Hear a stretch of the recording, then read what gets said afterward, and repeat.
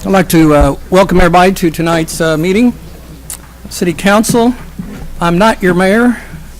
I am President Pro Tem, so I'll be presiding over the meeting until the mayor regains her seat in a few minutes. But I'll start the meeting. But before we start the meeting, we'll have a prayer by Councilman Schreiber.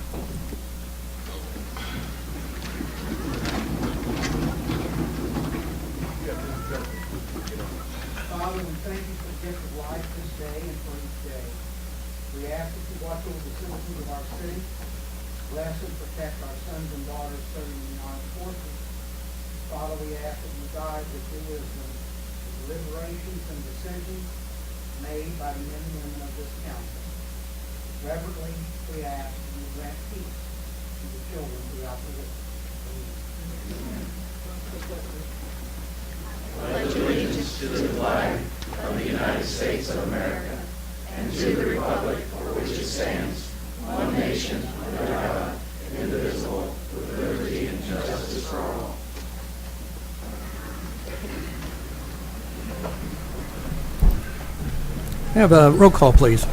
Branch. Here. Costales. Here. Graham. Here. Henry. Here. Hussey. Here. Mahalovich. Here. Prather. Here. Schreiber. Here. Ward. Here. Wiseman. Here. Okay, I'd like to recognize any scouts we have in the audience, and I know we have at least one. I'd like you to come forward, introduce yourself, your troop, and what badge you are after tonight. My name is George Bastian, and I'm from Troop 6. And tonight I'm here for working on my citizenship in the community badge. Congratulations, George. Good luck. Thank you, sir. You stick around all night long, we might have a TIF merit badge.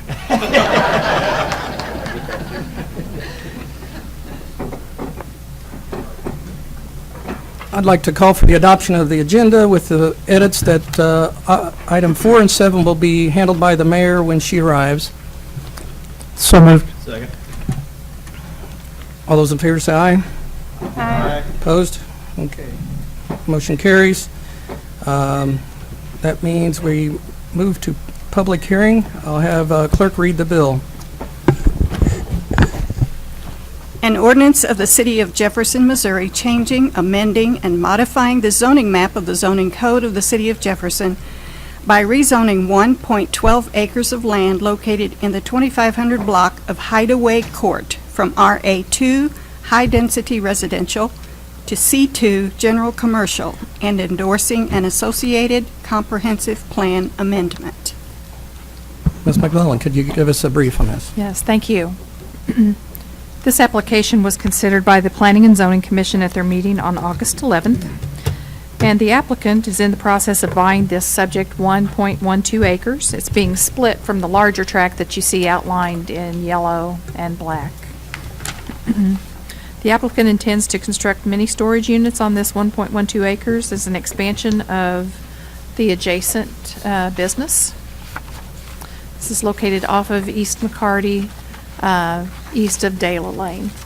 You can see the zoning is quite a little patchwork of zoning in that vicinity. And so many storage uses are conditional use of the C2 zoning district, so once rezoned, the applicant is prepared to file an application with the Board of Adjustment. You'll see the outline in black is the subject area, the subject for this rezoning request. As I mentioned, the Planning and Zoning Commission reviewed this application for rezoning at their meeting on August 11th and passed it on a vote of 8 in favor and 0 against. I'd be happy to answer any questions. This is subject to a public meeting hearing tonight, so we need to open the floor for those that wish to speak with regard to item 5A, rezoning. Do we have anybody who would like to speak either for or against this rezoning?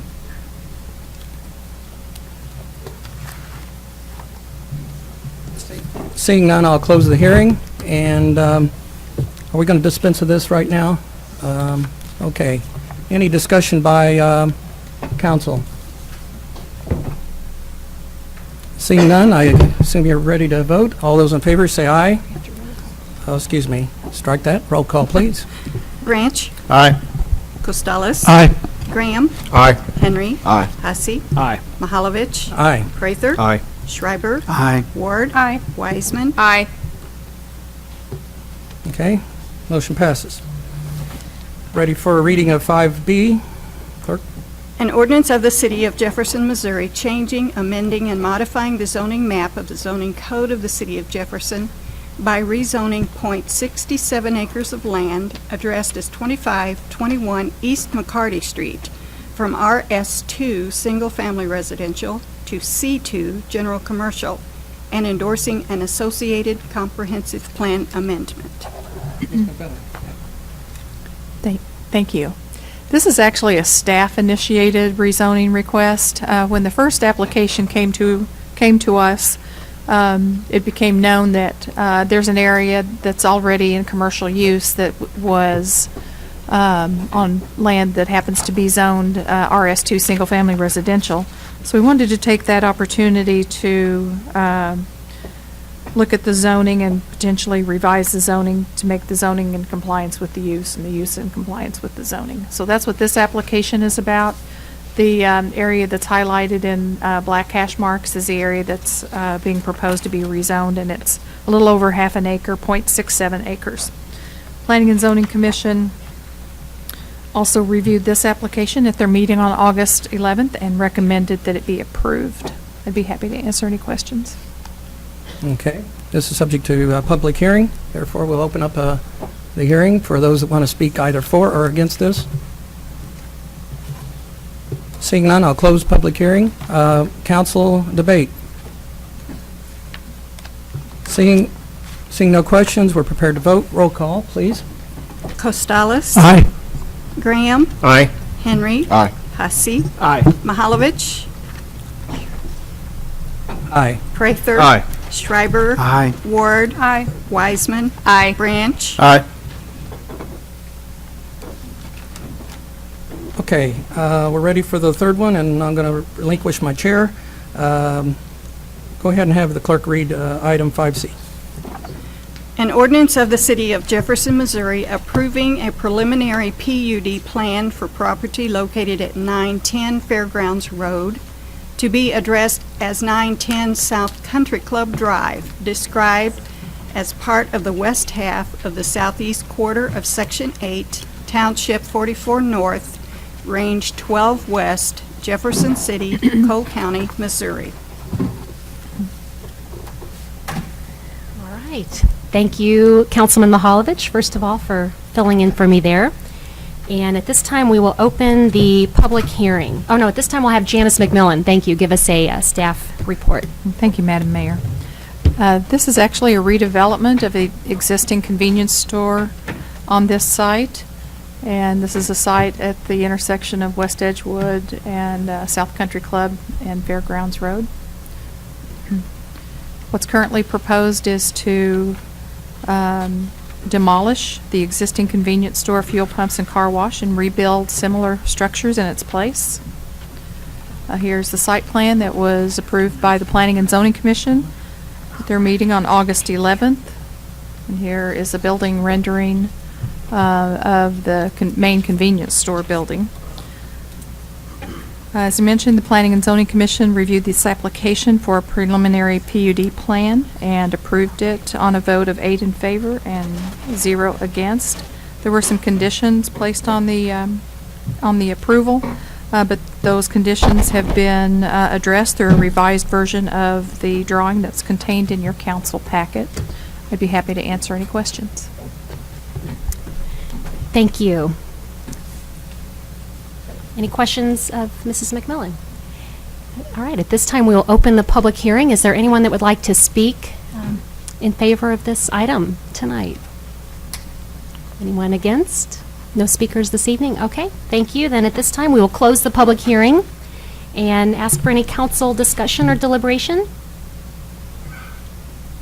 Okay, Mrs. Powell, roll call, please. Graham, Aye.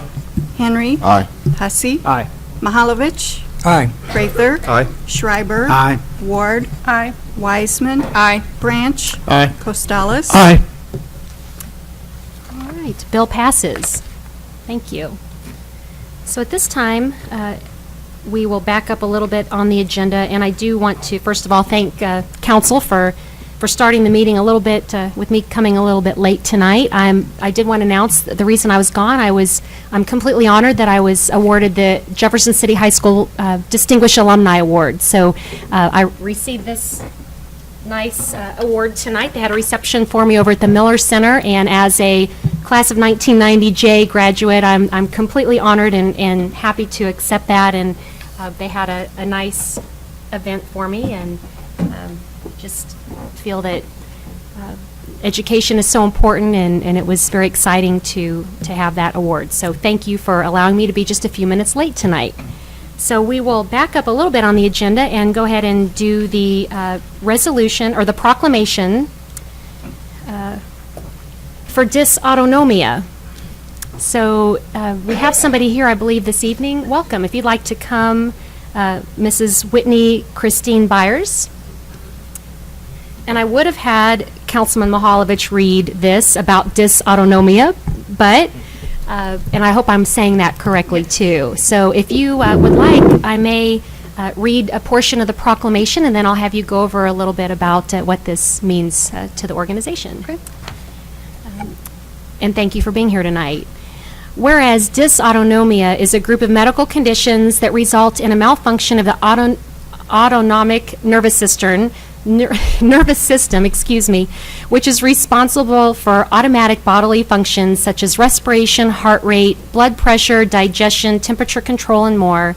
And whereas dysautonomia impacts people of any age, gender, race, or background, including many individuals living in Jefferson City, and whereas increased awareness about dysautonomia will help patients get diagnosed and treated earlier, save lives, and foster support for individuals and families coping with dysautonomia in our community. And whereas we seek to recognize the contributions of the professional medical community, patients, and family members who are working to educate our citizenry about dysautonomia in our community. Therefore, I, Mayor Turgeon, declare October 2016 to be Dysautonomia Awareness Month throughout the city of Jefferson.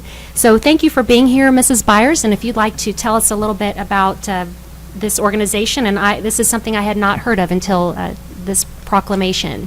Dysautonomia International is a nonprofit organization. They raise money for research to help find a cure for all different forms of dysautonomia. It is an umbrella term for a number of conditions that affect the autonomic nervous system. Okay, thank you for bringing awareness to that, and we will, I'll present you the proclamation, and I know Gail isn't here. Do you know who's taking the pictures tonight?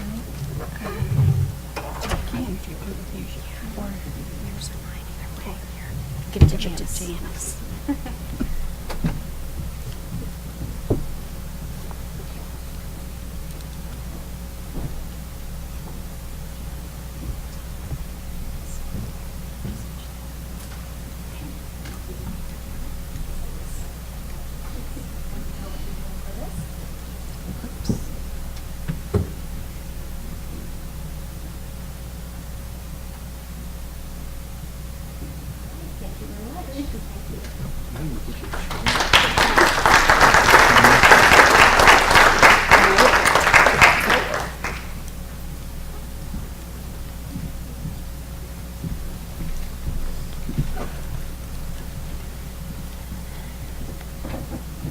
All right, now down to item 6, appointments by the mayor.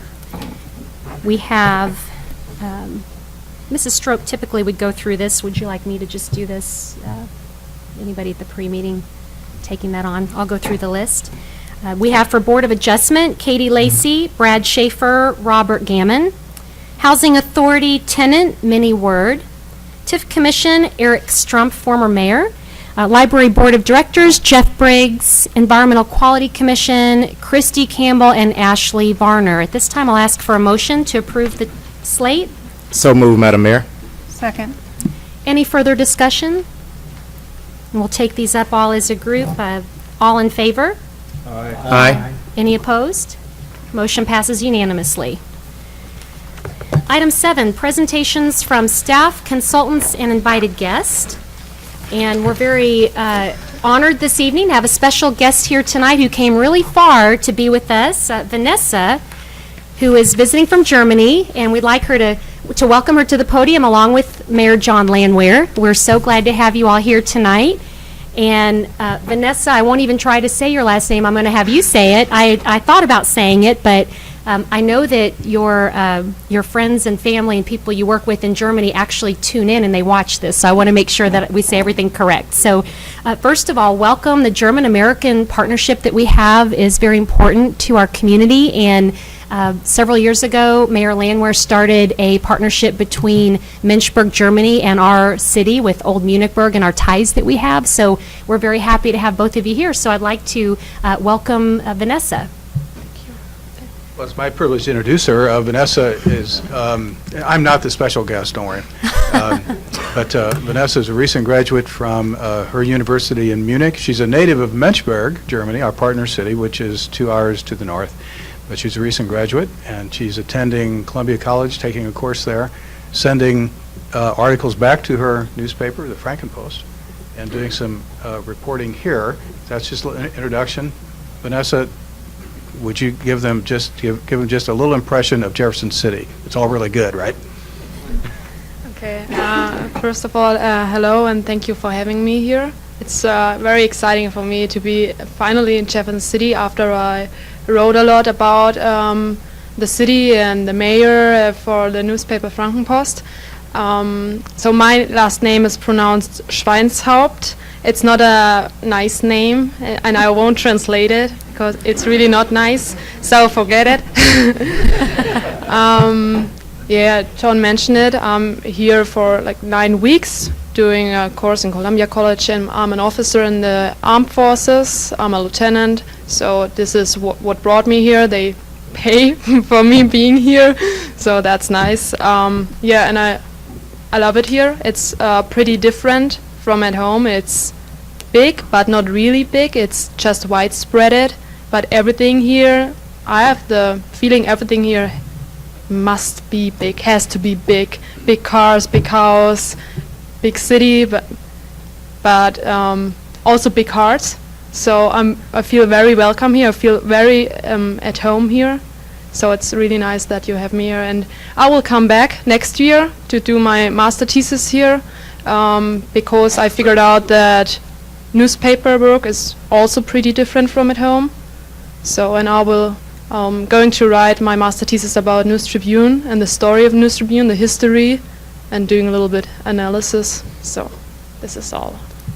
Wonderful. We are so glad to have you here in Jefferson City and very proud to have you, especially with our partnership. And the fact that you share what's going on here with Germany is just wonderful. I know the night I was elected mayor, I think the very first message I received was from you saying, are you going to continue the partnership that Mayor Landwehr started? And I remember thinking how special and important that was, because to know that our friends in Germany were actually paying attention and on election night knew that they wanted to continue the partnership. And I'm very happy to continue it, and we look forward to having you back here. I know next summer in 2017, there will be a lot of people here during the time of the eclipse, so we'll have our partnership city coming here to Jefferson City, and the following year when we go over there, we'll look forward to having a good representation of Jefferson City. Thank you, Mayor. Just a disclaimer, the partner relationship was really originated by the Old Munichburg Association here, and also by Thomas Fine, who was mayor in Münchberg. So I appreciate the compliments, but we have to spread the spread the thank yous out to some folks who were intimately involved in that. Thanks. Absolutely. We appreciate Mayor Burgermeister Thomas Fine. And while we're talking about the Old Munichburg Association, this coming weekend, they're having their Oktoberfest. So for those of you in the community that would like to meet Vanessa, I know you'll be participating, or at least at the events at Old Munichburg. And they have events Friday evening and Saturday most of the day. So I believe it starts at 10 a.m. with the ceremonial keg tapping that the mayor traditionally does. So I think Vanessa's going to show us the proper way to tap the keg. No, but just to spoiler it, in News Tribune there will be a special article about how we celebrate Oktoberfest, because what I saw here was like I wrote a preview for the Oktoberfest, and wow, that's also different. I mean, long dog race, really? Okay. That's what we're known for around here. So, well, we're very glad to have you, and I would like to get a picture. If I could ask the two of you to come up here, and if council wouldn't mind to step up here, we're going to get a picture that you can send back to Germany. And I have a city coin that I would like to present to you, Vanessa.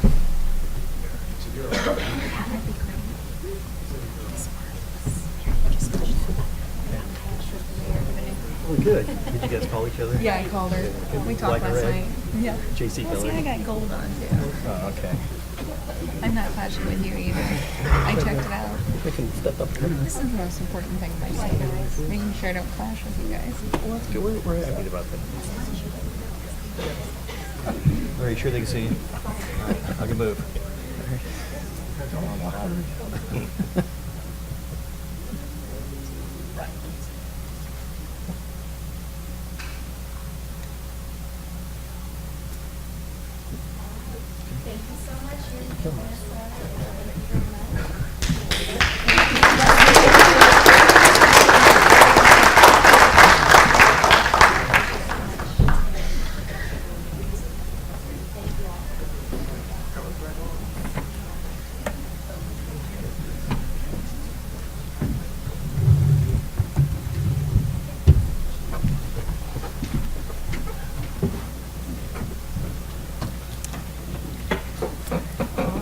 Very exciting partnership. Glad to have Vanessa here in our city. I hope everybody on council gets a chance to meet and interact with Vanessa while she's here. Yes. I've been advised that the picture is not showing up on TV, but the audio is, and it's a MediaCom issue, and so we've tried to get it to them. But the audio is, you can hear that. Okay. Well, we want to show Germany. Can you tell MediaCom that we have something very important here this evening? So, and I didn't even ask if council had any questions or comments for Vanessa. Is there anything that you'd like to share or any? Okay, wonderful. Thank you. Item 8, announcements by mayor, council, and staff. I'll start with my announcements. I have several. There's been a lot going on here recently. On Saturday, we had the 50th anniversary of Unilever, and just so you know, they put out 550 million bottles in a year, so that makes them the largest personal care liquid facility in the world, and that's right out of Jefferson City here. So we were happy to celebrate 50 years for them. Also, yesterday was Alzheimer's Awareness Day, September 18th. They had a run at the Capitol, and we presented a city proclamation to them honoring that. Saturday night was a concert benefiting Safety Net, for those of you that might have gone. Rodney Atkins and Montgomery Gentry were performing to benefit Safety Net at the fairgrounds. And I didn't make you all sing, but if you want to, you probably know a little Montgomery Gentry. Do you not? This is my hometown. Na na na na na. Here's a quarter. This is my town. Oh, you got your quarter out? Okay. Well, it's a good thing there's no video to go along with this tonight. So, too bad the audio seems to be working just fine. But that was a great event. Also, the Tunnel to Towers 5K was held Saturday in Jefferson City, honoring a fireman who on 9/11 ran from the tunnel into the towers and did not survive, but as people were running away from the towers, and he was running into them. So a lot of our local law enforcement and surrounding communities participated to benefit that cause, and a lot of the firemen were wearing their full gear as they ran that 5K. in remembrance. Also, the Wing Ding was held as well, and the NAACP dinner, I was able to bring a welcome there. Council for Drug-Free Youth Celebrity Basketball. I will say, not to disappoint you, I did score 0 goals, but I did throw the ball to Carlos and he scored. So that's goals, baskets, whatever they are. So I got 2 points for the assist. So, but it was all for Council for Drug-Free Youth, so it was all for a good cause. I also enjoyed speaking to a group of first graders at West School and a group of fifth graders at Morrill Heights. But the first graders, the best question of the night was when they asked me about the White House. So when I told them I didn't live there, they said, well, do you live in a special house? And I had to explain that, no, I didn't. So I hope I didn't let them down, but it was a lot of fun. And the fifth graders were learning about the importance of voting. So that was great to talk to them. And like I mentioned before with Vanessa here, the Old Munichburg Oktoberfest is this Friday and Saturday night. Friday, September 23rd, it's 4:30 to 9 p.m. Saturday, September 24th, 10 a.m. to 6 p.m. So I will see everybody there. The big news in Jeff City, Lafayette Interchange is open. Very exciting time for Jefferson City. Also, on Friday night, we had an event in town called the Celebrity Art Auction, like Celeb Art Auction. For Celebrity, it was benefiting Capital Arts at Avenue HQ, and as we know, Capital Arts is under the umbrella of Parks and Rec, and our own Parks Director, Todd Spalding, created a wooden bench that he handmade and donated it to the cause. We didn't know you were so artistic, but thank you for giving back to the cause of Capital Arts with your talent. And then the weekend before, we also held the Mayor's Cup Regatta at Binder Park. For those of you that aren't aware, yes, you can rent a sailboat and sail here in Jefferson City. So I was able to award the Mayor's Cup at the Capital City Sailing Association. So those are a few of my announcements. For Council Committee, there are 4 standing committees. You can get that meeting calendar on the city's website, jeffersoncitymo.gov. And I would like to ask if council has any announcements of any upcoming committees or events that they would like to talk about. Councilman Branch? Well, this isn't about my normal committee, but I am, as Parks and Rec liaison, there is a meeting scheduled Wednesday morning at 8 o'clock. It is for just one item only, and I'll turn it over to Todd to explain that. Thank The commission you. is going to discuss on Wednesday morning the name of the Norton Axis. Joe Wilson has been involved in that so heavily, and we know that Joe's health is declining, and the commission wanted to address potential naming opportunity for Joe, and they're going to discuss that on Wednesday morning at 8 a.m. We appreciate that. Joe Wilson has done a lot for Norton Access, and I appreciate the city and parks doing something to honor him in that area. So keep us posted about that. Councilman Branch? Any other Councilman Henry? Quick announcement, we will have Public Works and Planning this Thursday, 7:30 at the across from City Hall Chambers, big conference room. Thank you. Item B, we have Todd Spalding to give us an update on the Parks and Rec Wellness Center tour. Thank you, Mayor. I'll be brief. I know the agenda is full. I wanted just to give you a brief update and let you know that the construction of the facility is on target. We're looking towards the end of January to open. We're really working hard on calendars, code of conducts, all of those things that need to be done before we get open. So we're working very hard with staff, with our staff and Lincoln's staff, to get all those things put in place. It's been a real pleasure working with those folks and coming to and just being prepared so that we're ready for the community when this thing opens. We feel like on the construction side of things, we're past, the point of major surprises. So right now we're looking at, furniture things, and they're putting walls up and all those things. So we think we're out of the time frame of any major surprises. So we feel good about where we're at and when we're going to open. So we're excited about that. And so then this goes into my next thing. As part of the city charter, where the Parks Commission is required to give an annual report to the city council. So you should already have some invites that have made it to you for our annual meeting on Wednesday, October 12th, starting at 5:30 at McClung Indoor Pavilion. So at 5:30 we're going to meet there at McClung. And we're going to take what I think is kind of spicing up our annual event maybe, and we're going to do a hard hat tour at the new facility. So we'll have transportation to take you all over to the facility. We'll do a walkthrough and answer some questions, and then head back to the pavilion for the annual report and have some food there as well. So I wanted to make sure you were reminded of that. If you can RSVP to Amy Shaw by the 30th of September, that would be great to give us a head count and know how many hard hats we're going to need. So. Great, we're looking forward to that tour. Can't wait to see the facility. And Mrs. McMillan has an update on Project Homeless Connect. Thank you, Madam Mayor. The city, the Central Missouri Community Action Agency, and State of Missouri are co-sponsors of Project Homeless Connect, which is going to be held on October 3rd. This is the second Project Homeless Connect fair that has been held in our community. This is going to be held in the East Capitol Avenue area in the 300 block from 10 a.m. to 3 p.m.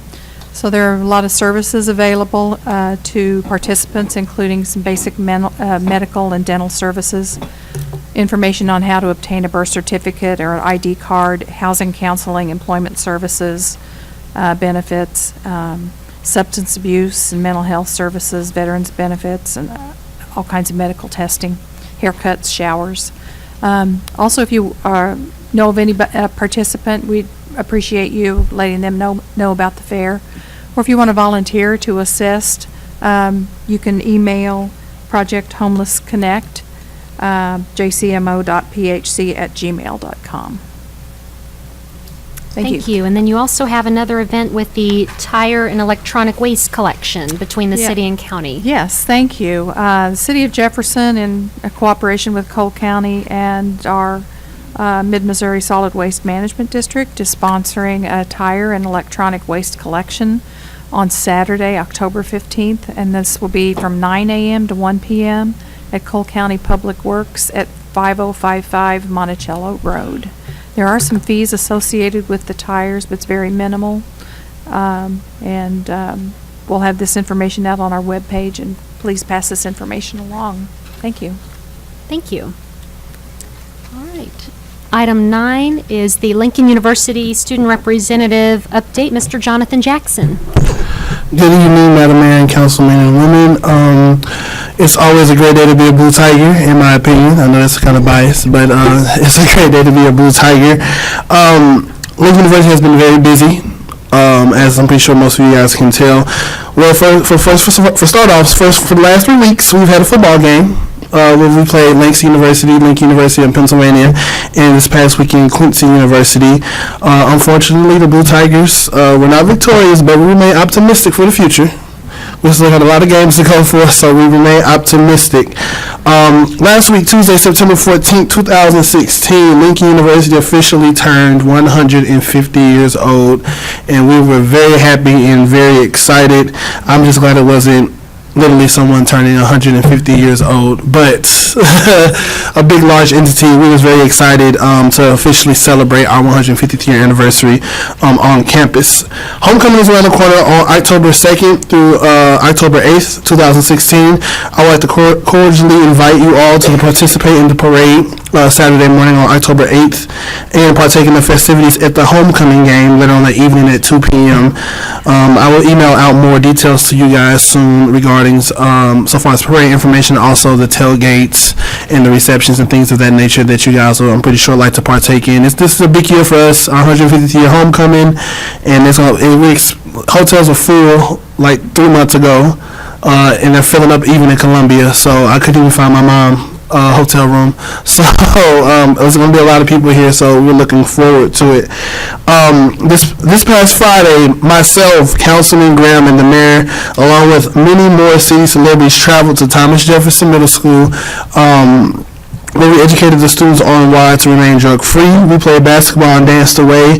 Then the very special guest that was there to assist with the LU men's basketball team and the students, you would have thought our basketball players was in the NBA because there was autographs, pictures, selfies, Snapchats, all type of things. I can say that when Councilman Graham made that dunk, You know, he shut the house down. He shut the house down when he made it. And then Willie Jr. passed me a ball, and I jumped in and I shot a 3. We could have won the game, but I only got in the game for the last minute. They said I couldn't play. But we had a great time, and I'm pretty sure the message was received. I'm currently working on a reception and a town hall meeting with the city council reps for not only just Lincoln University, but as well as the city as a whole and the mayor to come on campus to meet our student leaders at a private reception and later on a town hall with the university students, just to familiarize the students with the city leaders, also to ask any questions regarding how the city's ran, how things goes, and just to open up the gate, you know, to where they can meet more people that work in the city in which they are getting educated in, and they live in for at least 10 months out of the year. I have plenty more things that I'm working on, including a tour of downtown Jefferson City with myself and a few of the student leaders, to where we go inside businesses in downtown Jeff, and we go in and we just thank them for supporting Lincoln all these years that we've been here, and give them a little small trinket of appreciation, take a picture, and hopefully educate ourselves as well as our students on more things that our students can benefit from in the city that they might not know about just yet. If there are any events that you guys think that Lincoln University can be represented at, or we can come or partake in, please let me know. I'm always look forward to coming out to city events. I look forward to the next assembly, September 30th, at Lewis and Clark, and hopefully winning this time and playing against those teachers with the students. But if you'd like to keep up with Blue Tiger progress, you can follow us on Facebook at Lincoln University-Missouri, or always go to lincolnu.edu website to know what's going on in Blue Tiger country. Thank you. I appreciate you. Thank you. Thank you, Mr. Jackson. Item 10, presentations from the gallery on specific bills or resolutions. Individuals be limited to 5 minutes without exception, and all presentations can be made from the podium unless you need a special accommodation. Please let us know. So these are, I will start with Mr. Scott Earhart. If you'd like to come forward to the podium, please.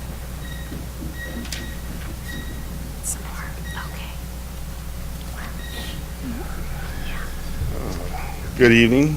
Welcome. I want to thank the council for giving me a few minutes to talk. I guess I want to talk in opposition to the proposed TIF that hopefully you guys are voting on this evening.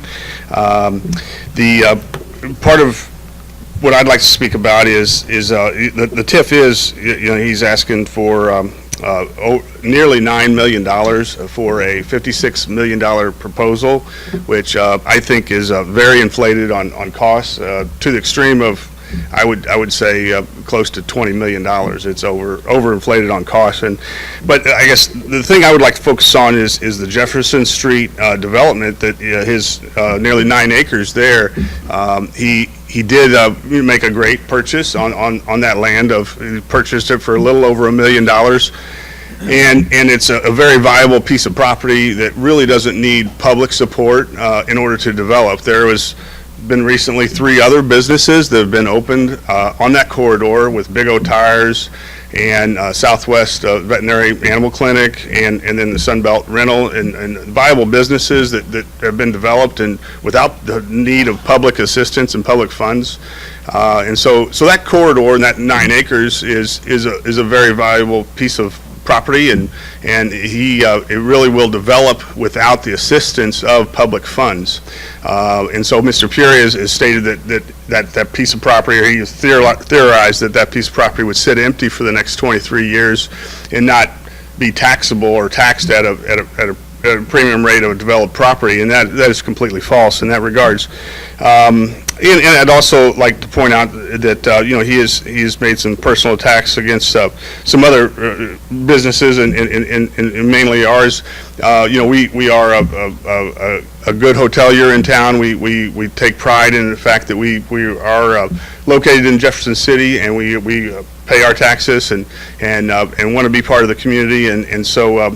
Our line of business is such that we just want to be a reputable business, but we do respect the fact that we'd like to have a level playing field in the hotel world, and that the advantages that he would have with such a $9 million TIF with inflated costs of development really, we take opposition to that. So I'll concede the rest of my minutes.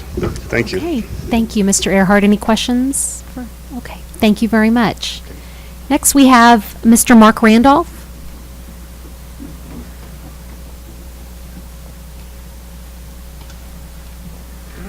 Welcome. Well, thanks for meeting with us this week, and got to speak with a lot of you in person, and some of you it's on the phone, but I will be brief because we went over this many times, but there's one item that I just can't get past on this whole proposal, and that's the cost that they are proposing for these hotels. I just can't get past it. After the TIF commission meeting, I thought, well, maybe I should go get some more backup information. So I thought, well, there's a courtyard that's just been built in St. Louis, St. Peters, Missouri. It had an old property on it, a 5-story Holiday Inn Select. So I thought, let's just compare apples to apples. So I called the developer, and he was gracious enough to give me his numbers. And a lot of you have these numbers. If you don't, I can get them to you. But a brief summary of he emailed these to me, and a brief summary was his land cost of $1.8 million, demo of the existing building, which was an old Holiday Inn Select building, and then his total project cost including the land, the demo, the building construction, FF&E, and the soft cost was $130,000 a key. Now, all these price per key deals we've been talking about, I always say this is not including land, but this happens to have the land in it, so when you back that out, it's about $115,000 a key. The courtyard that's proposed here in town is $220,000 a key, and that's just way out of line. I feel like I can speak to this. I have built a Marriott, I own a Marriott, I have another one in the pipeline, so I feel like I know these numbers. I went a step further. I was told that Cushman and Wakefield, a study they had done was put before you guys, and so Trey Probst and myself, we called the author of that article, and she recommended that we get local pricing from a local builder to kind of see where the prices would come in at, because she definitely just gives a range. So I called the Thomas Construction. They're the biggest hotel builder in mid-Missouri. They're only 45 minutes from here. And he sent me this letter, and I'd be happy to share this with you guys. But it goes on to just say that they've been in the business for 30 years, built 150 hotels, and he gave me a cost estimate, a square foot price estimate, a total cost estimate, and a cost per key estimate. So I do want to share those numbers with you guys, if possible. Now, Mr. Purry is going to say, well, we build better, and we use steel and concrete and stuff, and I agree, it does cost a little bit more to do that. So I talked with an architect in Kansas City, and he gave me some numbers. If you build with steel, for instance, over wood construction, that portion of the job on the structure part may be 20% higher than wood. Steel might be 20% higher, but if you incorporate that into the whole cost of the project, it's only 5 to 7% higher. So it's a little bit misleading, when you say 20 to 30% higher. It's only that portion of the job. So anyway, I did come up with some new numbers based on what it cost to build the Marriott in St. Peters, and the numbers I got from Thomas Construction on an estimate for a 121 unit Holiday Inn full service in Jefferson City, Missouri. I came up with a total project cost of $32,795,000, and that includes the land cost at $1,075,000, demo cost of $750,000, and I went ahead and gave 7% increase for steel over just wood construction. So I'd be happy to share all this with you guys, and that's about all I have right now. So I will step down. Thank you. Mr. Randolph, any questions from council? Councilman Graham? Yes, thank you for your presentation. I believe you stated that the cost for steel was 7%, and I was reading something where it said it was like 30 or 17%. So Yeah. how's the difference? What Okay, is they give a range, 5 to 7% higher for steel construction over wood. And the confusion comes in because most people say, well, it costs 30% higher to build steel over wood, but it's really only that portion of the job. So say the framing of the job is 20% of the total project. Well, that portion of the project may be 20 or 30% higher, but if you add, if you encompass the whole construction job, it only comes out to like 5 to 7%. So it's just a little misleading. So. Thank you. Any further questions? Okay, thank you very much. All right, thank you. Our next speaker will be Mr. Trey Probst. And I'll mention too, just so I hate to sound rude whenever we do get to the 5 minutes, we haven't yet tonight, but what I'll do is just say when we hit the 5 minutes that I will definitely alert each speaker. Since we have so many tonight, we want to make sure and get everybody a chance at the podium. So I will be sure to mention that. Welcome, Mr. Probst. Thank you, Madam Mayor. It's a pleasure to be here. It's a pleasure to see all of you again. I'm going to start off by first thanking you for your service. I live here in Jefferson City. I have for over 23 years. And I work here in Jefferson City, as I have for over 23 years. And this last week, I have developed a deep appreciation for what you fine folks must go through on a weekly and monthly basis. As I have tried to keep up with your schedule and meet with any of you that would have me or any of you that I thought we would benefit from meeting from, and I appreciate the fact that this takes a lot out of your time. And that time isn't always the time that you'd normally be working. That time that you're giving up is family time many times as well. So I appreciate that and your service. Like Mr. Randolph and Mr. Earhart, when I heard about this project, I was very concerned because I looked at what the purchase price was. The purchase price listed to the library board, to the school board, and to the TIF Commission was $4.25 million. I knew, as Mark Randolph did, that they had peddled that land for much less than that to anybody who would take their call because they were trying very hard to get rid of it. When we verified with the seller that the purchase price was $1,075,000, well, that just ran home that something didn't seem right. When we got to looking at the other costs, I believe Mark went over some of them with you. I'd like to touch base on just a couple of those. First, his cost per key for a Holiday Inn full service is $170,000 using steel and concrete construction. I, like Mr. Randolph, will completely agree that using steel and concrete construction costs more. The folks I work for, we have 27 hotels. We actually have 5 Marriott properties that we own that are up and running today. We have 4 more that we're building. And that's Marriotts that we actually have owned, built, operated. We know what it costs to build them. Some of our buildings are wood. Some of the other developer on the other side of this particular argument, for lack of a better term, are wood. Some of our buildings are steel and concrete construction, just like the developer on the other side. So we understand completely. The difference, I think, here is one thing. We have 27 hotels. We actually have 5 Marriotts. The other developer doesn't own a Marriott. Mr. Randolph has 14 hotels. He's had the Marriott property here in Jefferson City for over 14 years. He also knows what he's talking about. So you add that up and you've got 27 plus 14 from 2 different ownerships against the Peary Group, who brought this proposal for you, who have 5 hotels that they own. Those costs.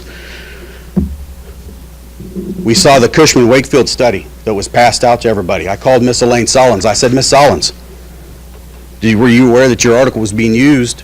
And I described the fashion with which it was being used. She said it was never intended to be. A reputable local firm would be the only way to accurately check pricing.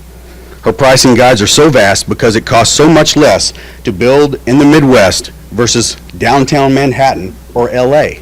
But when you write an article for Nationwide, that's why you have such a vast range. They also include land, it said, in her costs. And land which is the largest variance. Again, she noted land in Manhattan versus land in your Jeff City, Missouri. She's, I guarantee you Manhattan's more. I said, yes, ma'am, I believe it is.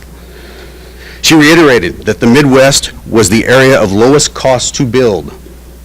She also, I asked her how she classified their hotels for this study, and she said that they use the industry standard classifications from Smith Travel Research or STAR. I have a paper for that I'll be giving you for evidence. Mr. Randolph alluded to the Thomas Construction's numbers that they gave. Preliminary cost for a 90,000 square foot facility, $93,000 to $100,000 per key for a Courtyard by Marriott. The one in Jeff City is going to cost $220,000 per key.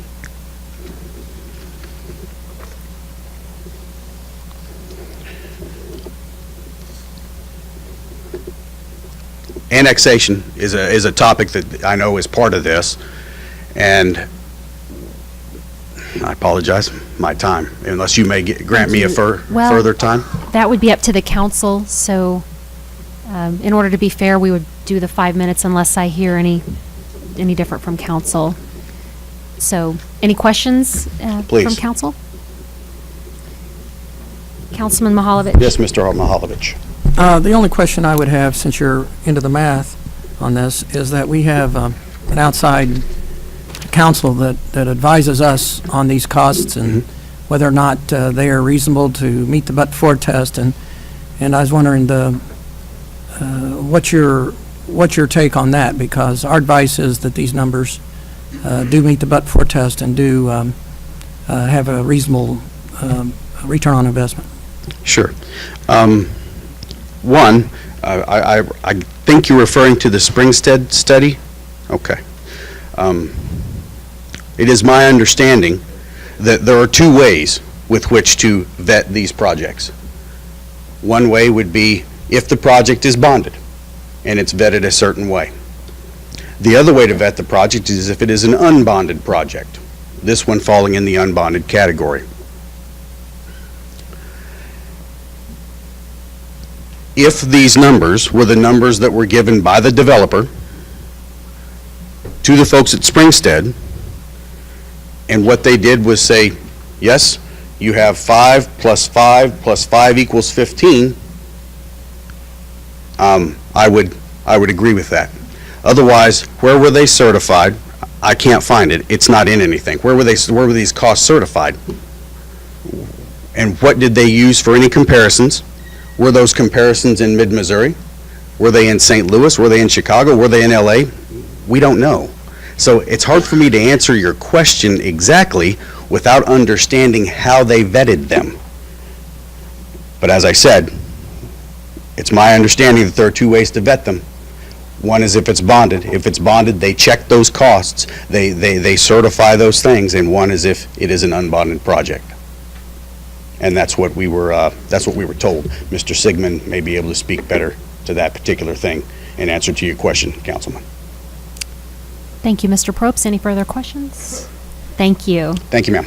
Our next speaker is Mr. Tim Sigmund. And while Tim is coming to the podium, I did want to recognize, I know we already did in the beginning of council, that we have a scout in the audience. And as mayor, I also wanted to officially welcome you to our meeting. Thank you for being here tonight. And I always enjoy having scouts here. And I know you may have to leave before the meeting's over. This may be a little longer than a typical meeting, but we're really glad that you came here to learn about our process. So thank you for being here. And Mr. Sigmund, thank you as well. Welcome. Thank you. As she stated, my name is Tim Sigmund. I'm an attorney here in town. I do represent several of the hotel operators here in town, including Mr. Randolph and the Earharts. So I'm here. I had a few things that I wanted to talk about in relation to this proposed TIF, and obviously I'm here to speak in opposition to it. The first thing I'd like to address just very quickly is the last question that was asked of Mr. Probst with regard to the numbers that were provided to Springstead. where he got that information was to a question that I posed directly to the then city attorney as to where those numbers came from. Because certainly when we looked at it and saw the discrepancy, the large discrepancy in the per key costs and the information, and certainly just looking at it as a layperson who's not involved in hotel development and seeing attorney's fees of $500,000 and seeing survey and engineering fees, I do a lot of real estate development work, and seeing those over $1 million, questions were raised immediately. We were the ones that contacted the seller of the property to determine that the acquisition cost was not $4.25 million. It was in fact $1.075 million. So with that said, when I asked the city attorney at that time, where did those numbers come from? So, because honestly, I wanted to say, if you've got something that you can show me, then we'll back off on that issue. I was told that those were the numbers that were provided by the developer. I asked if they were vetted or if they were confirmed, and I was told that it wasn't as big of a deal to do that because it was not a bonded project, which took me a little bit back as to that the taxpayers aren't worthy of due diligence as far as an investor in a bond might be. Now, with that said, I'd like to move on, though. I just wanted to address that very quickly. Next thing on my agenda is in relation to the new contract that was submitted today at approximately 3:30. I got an email from a third party who received it as part of a press release, and it appears that now there's a new redevelopment agreement, and there's also a new recommendation from the city staff. To the best of my knowledge, that was put out at 3:30 today, which certainly raises an issue for me as to whether the public has had the right opportunity to review this proposal and review that agreement and make it and have their voices heard, since this will affect them. I know a lot has been said about this as a win-win. It's not going to cost the taxpayers anything. It's only a pay-as-you-go type project. But the reality is it does cost taxpayers. You've had many speakers at the TIF Commission and otherwise that have given very good information with regard to the cost of these types of projects to communities. Because it's not as simple as just looking at it and saying, it only comes out of property taxes that would otherwise be payable or so on and so forth. It does affect the competition in the community. It does affect the school district. It does affect the taxing districts. And so it's not just money that is given away for nothing. It's money that's real money that has a long-term 25-year effect on the community. And to suggest, as I said at the last meeting, that this property will not develop if this is not given, seems preposterous to me with its location, and certainly not for a period of 25 years. Now, may it take a little longer? Maybe, but it's not going to be sitting there empty or in its current condition for 25 years if this TIF is not granted. The next thing I'd like to talk to very quickly, I know my time is running out, is this issue with the lodging tax. I am still at a loss as to how the lodging tax is going to be used in this TIF. And more specifically, I know that it's been raised. I know that outside counsel for the city addressed it at the last meeting, and to their credit, they have been responsive to my inquiries, and I certainly don't question their analysis or their authority or where they're getting their authorities, but I don't feel like we've gotten a good explanation of that. The state statute is very clear that the lodging tax cannot be used as part of a TIF. Everything I'm reading in this project is that it is part of the TIF. The redevelopment agreement specifically states that. If it's being bifurcated and being used separately, in my opinion, it shouldn't be part of this TIF proposal. It should be separate. And if that's the case, if 50% of the value of the lodging tax that you're going to allocate to this developer to build a hotel is going to be used, that should be completely separate from this TIF. And if that is in fact the case, then this TIF shouldn't be in the amount that it is. As I see it, effectively the city is approving $13.5 million because it's half lodging tax plus a $9 million TIF. Now, I get it that you're going to declare it as surplus in the TIF, but to me, you don't need to declare it as surplus. If the lodging tax is being allocated for something specific to the project, then it needs to be presented that way, and it needs to be shared with the public as to how that's going to be used. One of the things that certainly was my concern is the lodging tax is very specific as to what it can be used for. I don't believe it's to build hotels. In fact, the hotel people, when they were asked to support it, were told it would never be used to build a hotel.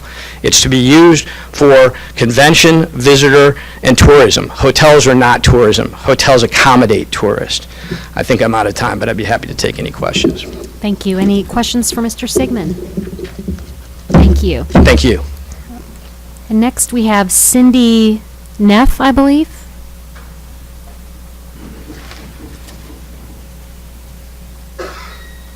Welcome. Yes, thank you, Madam Mayor, Council. My name is Cindy Neff. I am Regional Sales Director for the Prairie Group. I am speaking in support. I've been in the hotel business for over 30 years. I've worked for companies with more than 100 hotels, and I have never, in the several years that I've worked for the Prairies, ever worked for anybody that has more integrity, more honesty, and more enthusiasm in this industry than anybody I've ever worked for. They are committed to what they do, and what they do well. They are well respected by the Hilton Corporation, the Marriott Corporation, of which they have been speaking with for several years now, and we live and we work in Jefferson City. We are not the only ones that live and work in Jeff City and have for many, many years. And meeting several meeting planners and people that I've met over the 30 years that I've been here, there is a definite need, either way, that people would like to see, first of all, the Truman Hope project take place. There are at least 400 people that could be coming into this community that are not coming in, that are not buying gas, that are not shopping, that are not doing contributing to the sales tax that we need. And I think for a beautification, for the sincerity of the project, if any of you have ever built anything, you know that even in Jefferson City, you can get 10 different costs. So, and to compare Central Missouri and Jeff City to Manhattan, first of all, I got lost in that conversation, but there are many that and the many different ways that structures can be built. And I think certainly we would want to entertain steel and concrete because those are good structures. In short, I would just like to thank you very much. And the Prairies do not need to talk about anyone else. It has been inferred. They do not need to say anything to anyone else about the project other than what they want to do. And I guarantee you it will be quality. Thank you very much.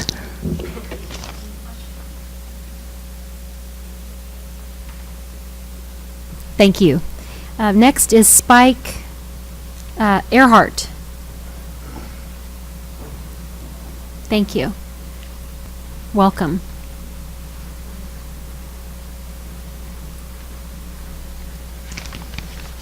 Good evening, Mayor and City Council members. Thank you for giving us time tonight to speak to you.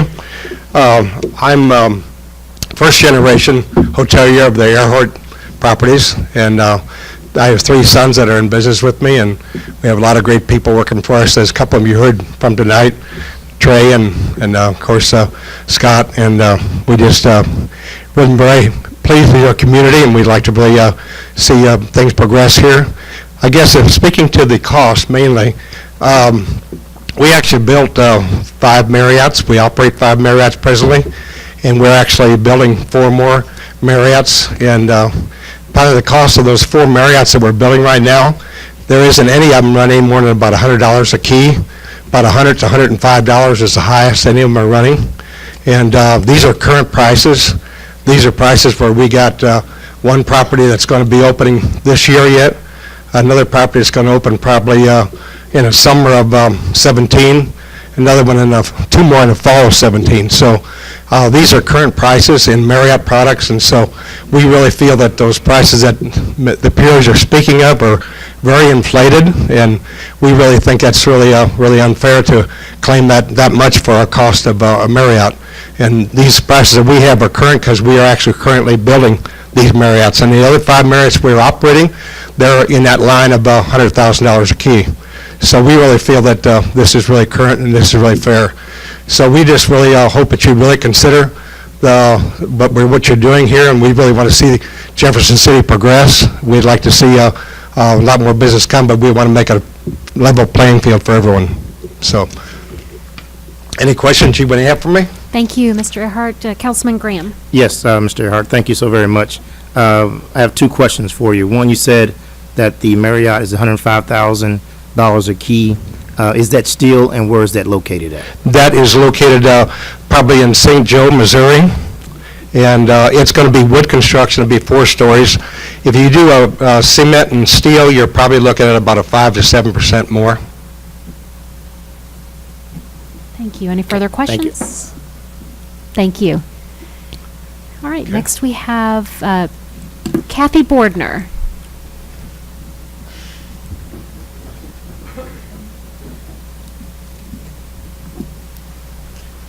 Welcome. Thank you. Good evening. My name is Kathy Bordner. I live at 718 East Capitol, and I'm here to speak about Bill number 2016-45 regarding the Capitol Avenue area and the blight study. I want to thank you for getting this far, getting a blight study done, and being at the point where you are ready to take a very important step. Dave, my husband, and I ask that you follow through and pass Bill 2016-45. We have observed millions of dollars, both private and public, invested in the Capitol Avenue area. And we don't believe that that investment has resulted in the revitalization of that area. And I think that you probably would agree with that because that's what your blight study says. The area is not revitalized. It's blighted. Those of us who have invested in the area are rewarded with higher property taxes, and we also have lower property values. And excuse me, I don't think it's supposed to work that way. I think it's supposed to, our property values, if we invest in them, should be going up, and that is not what is happening. Plus, we have a front row seat to the demolition by neglect that's taking place in the area. At one time, I believe Mrs. Bisher owned 19 properties on the abandoned property list, and I'm sure you all are aware they are going down worse and worse every day. Those of us who have maintained our buildings in the Capitol Avenue area have paid our taxes and complied with city ordinances. We follow city codes. We put in parking lots. We repair our roofs. We have our grass cut or we cut it ourselves. We pay contractors in the community to do some of these services for us. But when property in the area goes on the market, tenants, potential tenants, and potential buyers are nowhere to be found.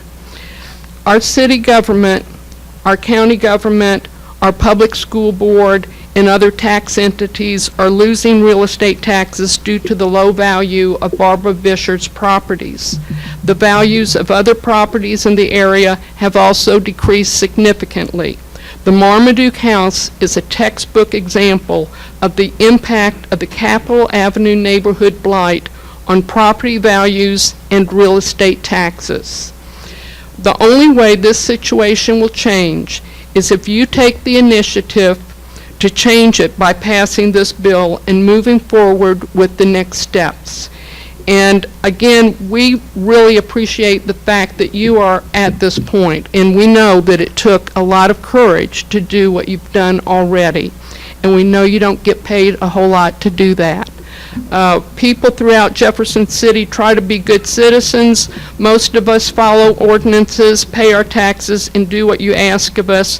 And we think that it's time for city government to have our backs and do what we are asking, pass this bill, and stop the destruction of Capitol Avenue.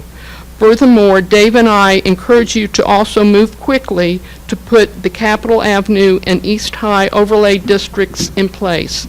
It is crucial that these overlay districts are in place as the revitalization of the Capitol Avenue area moves forward.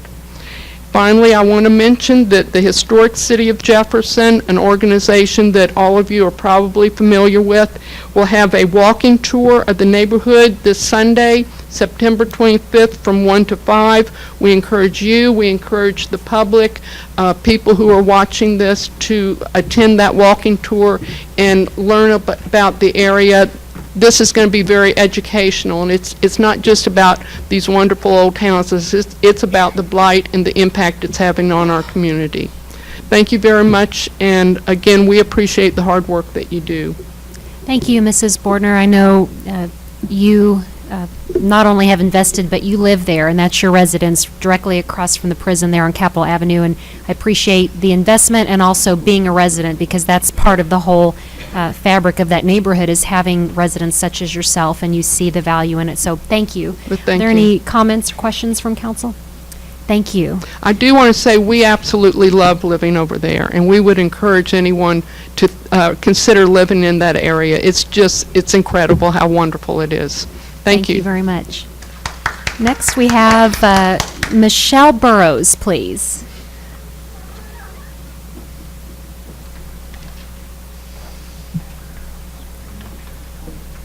Yes, at the end. Welcome. Thank you, Madam Mayor. Thank you, Councilman. My name is Michelle Burrows. For many of you that know me, I've actually been in the hotel industry for over 28 years. I am a native to Jefferson City, Missouri, born and raised here. I also live and work here in Jefferson City. I am a director of sales currently working for the Atrium Hospitality Group. I have been a part of the John Q. Hammonds Group prior to that. I have worked in hotels that are at least 250 room night or more, convention-style hotels. I also want to let you know, when the original lodging tax was proposed in Jefferson City, I was one of the original people, the committee, that proposed the 3% lodging tax to even be a part of the hotel community so we could promote marketing. I have worked for the Gershner Group here in Jefferson City. I partnered with the Earhart folks on different projects that we have done to house different groups that come into Jefferson City. And I've also worked for Mark Randolph's group with PMI. So I'm very familiar with all of these hotel developers and owners here in Jefferson City. They are very honest people. They know what they're doing. And that's what it's all about, is being a community partner in the hotel community to gain these businesses and these groups that need to come to Jefferson City and not take it to Columbia, Missouri, or Lake Ozark, Missouri. So one of the questions proposed to me is, well, are you against the competition coming in? No, I'm not against the competition that's coming in, but I am against the price of the current concessions that the proposal is bringing to your attention. As the Jefferson City hotel developers have already discussed, so I'm not going to go over that again. But again, let's talk about the lodging tax. The lodging tax is to promote and market the city here of Jefferson City, and that's one of the things that we as hotel community, we try to do. In fact, we had a golf tournament today. Represented there was not all the Jeff City hotels, I'll just put it that way. It was a partnership that we could bring in more association business into our community. So I'm coming to this as a salesperson, as a sales aspect, and being a community partner in Jefferson City. It's not always about just bringing it to your hotel, but it's working together as a partnership with each other to promote and bring more business into Jefferson City. And so the current proposal that's on the line with the TIF, I am opposed to because of the price tag that goes along with it. That's not what we want as hoteliers. So we want a fair chance at everything. So that's all I have. Thank you. You mentioned that you're one of the original ones to help promote the TIF? No, the Or, 3% lodging tax. I'm sorry, the lodging Mhm. tax. Do you recall what the original intent was? Can you give us in your own word what the original intent was for the lodging tax? The original intent, now you're bringing me back because it's a long time ago, but the original intent was to promote the city, to promote marketing of the city and bring groups to the Jefferson City area. And a lot of your bigger towns such as St. Louis, Kansas City, Branson had already had that in place. So that was to try to get that competitive edge to raise more money in the city to have those marketing dollars for us to do. That, I would assume there's a portion that's going to the CVB right now, but the other portion I understood that was for a conference center. Was that not the case, or? That's correct. Okay. Yep. All right, thank you. Mm-hmm.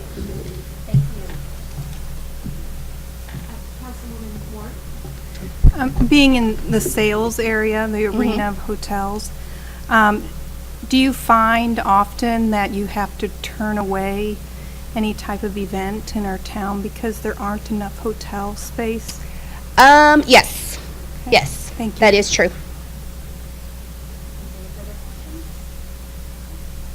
right, thank you. Next, we have Mr. John Jones.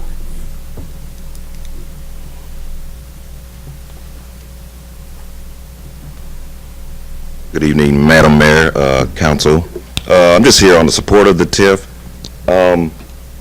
As a young man said earlier, we got the 150th anniversary of Lincoln University, and he had to go to Columbia to find hotels for his mother with 2 other brand-new hotels in town. That would really help out in situations like that wouldn't have to occur for the Lincoln students and their parents and things like that. I think the hotels will be quality. It'll bring plenty of jobs to the area, and definitely a lot of revenue to the area also. Thank you.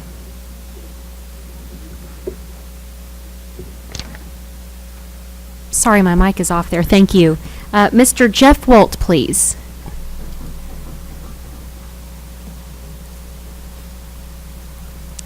Welcome. Good evening, thank you. Well, I've spent over 16 years with the Missouri Division of Tourism. We were always research-based, everything we did. So we go back, it seems like we've been doing this same thing for several meetings, but I don't know if it's the money or the competition, but I can tell you that I sat here and listened to your research companies approve this and be favorable, and I guess I just need to ask that you follow the research, because it won't let you down. And I stood on that property with John Q. Hammonds. I watched him sit up here and raise Holy H, and he got a 25-year deal for an amazing tax incentive. So I think there's opportunity, and opportunity for not the near future, but for the future long term. That's going to help the schools and everybody else. So that's all I have. Thank you. Thank you. Any questions? Thank you. Next, Mr. Peter Nacy.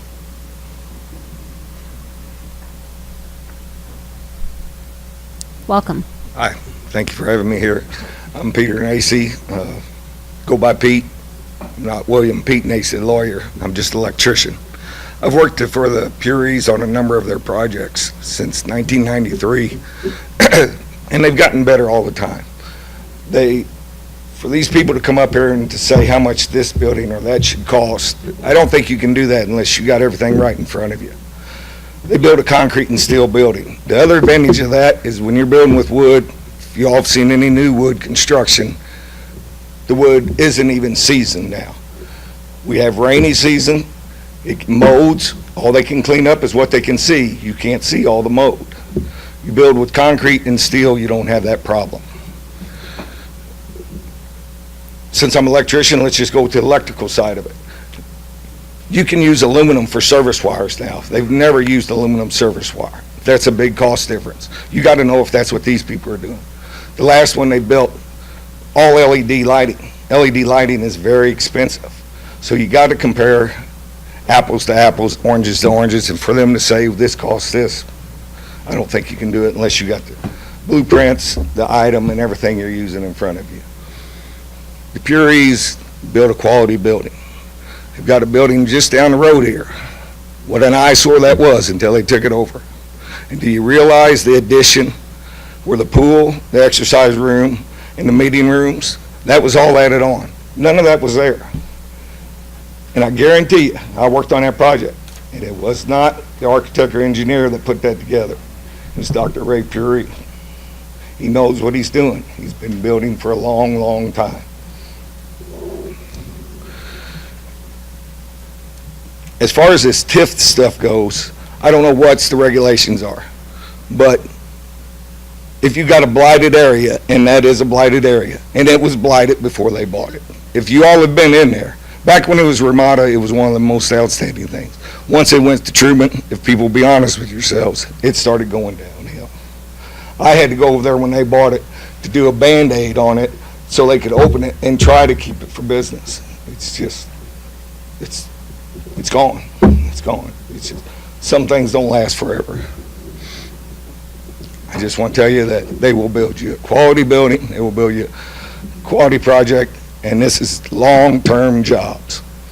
We give a TIF, to some of the richest family in this town. Take care of a project that, was it blighted? Wasn't it? You know, y'all need to figure out if these TIFs do what they're supposed to do. Thank you. Thank you, Mr. Nacy. Any questions? Thank you. Next, Mr. Ted Stewart.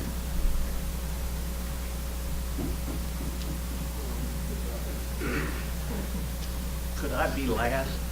Am I the last one? You're not quite the last. No, we still have several. Well, I'm Ted Stewart. I live here in Jefferson City. Probably before some of y'all were born, I was on the TIF Commission here in Jefferson City, also on the CVB board. I was 26 years old when I bought my first hotel here, and it was a 180-room hotel in downtown Jeff City. It's now the Baptist Convention. It was not a blighted area, but it was worse than what we're talking about out there. And that's the reason I was able to buy it for $1,500 a room. Not $175,000 a room. I also happened to accidentally own the property around the Ramada, where the Super 8 was built, which is now some other name, Motel 6 or something. And the Country Kitchen was on my property, and the Department of Revenue licensing was also my property. And that wasn't all that long ago, but it developed very quickly, and I had bought it from Don Breckenridge. Don Breckenridge had more in his land at that time, 1961, than they paid for the whole deal, including 250 rooms, which, by the way, they closed down and boarded up and made it appear as if it was blighted. And boards don't make a blighted area. I understand what they did and why they did it. But, I mean, let's get our terms straight here. A blighted area, when I was on the TIF Commission, meant an area that was going down, unable to find investors to move in because the surrounding area was falling down and nobody puts new money in the middle of old housing and old developments. This blighted area, so to speak, was not a blighted area before they bought it. And they were urging them to sell it to them at a price. And they're good negotiators. They're good business people. But I'm recalling one of my first TIF meetings when an older banker here in Jefferson City was sitting there, and a guy finished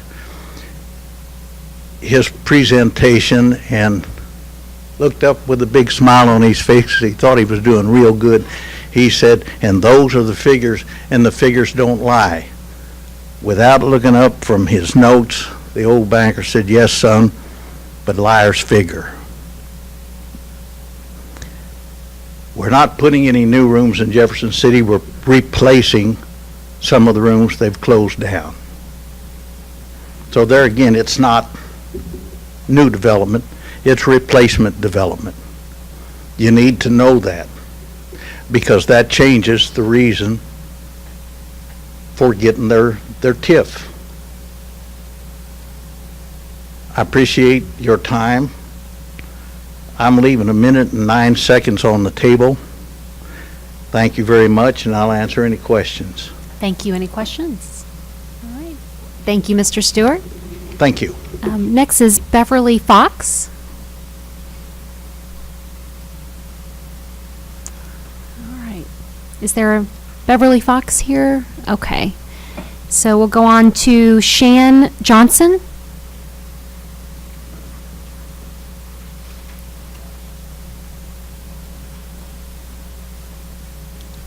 Welcome. Hi. Hi, my name is Shan Johnson, and I have been a Jeff City resident for over 20 years now. I went to E-School, Lewis and Clark. I graduated JC High 2006, and I am also a Lincoln alumni 2014. So I think that it would be a really exciting thing if we get a conference center here in Jefferson City. I see all the new development going around, all the new changes, businesses coming in. I think this would be a great opportunity to get some of our graduates from Lincoln University to consider living here, working here, even some from Columbia to come and move here and work here. And it's just, I think it's the perfect time to get some growth. We are the capital. I think that we should be developing more, which we are, and getting a lot of more people here to visit. And if we have more conference center and more hotels here, it would get people to stay, not have to travel, and to for big events that are going on, have to go to Columbia and drive down here to visit some of the things that we have in Jefferson City. I've also worked for the Puries for 3 years, getting ready to go into my 4th year, and they are an amazing company, a family-like organization. It's been a great opportunity for me to graduate from Lincoln University and get in a stable job with actually caring and great workers and great bosses. So I vote yes for the TIF, and I hope you would too. All right, thank you. Thank you. Any questions? All right, thank you for coming. And next is Sandra Ebert.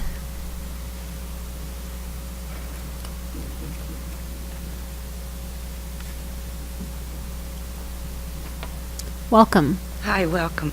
I'm not real good at speeches or anything, but I'm new to Jeff City. I've only lived here a couple months. I moved here because of job opportunities. I've always been in the hotel business. I've been in the housekeeping department, and I absolutely love it. The people that you meet coming into the hotels are just wonderful people. This gives people like me from other towns more job opportunities. Moving here gave me a new start. I just feel this is a good thing for everyone. It's just going to put more revenue. People are going to come here, they're going to stay here, they're going to buy more things here.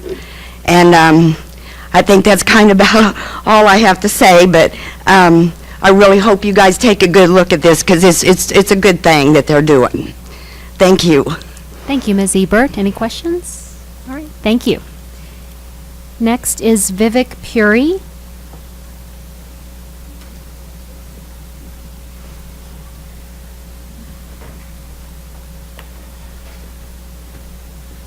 Welcome. Thank you. Good evening, ladies and gentlemen.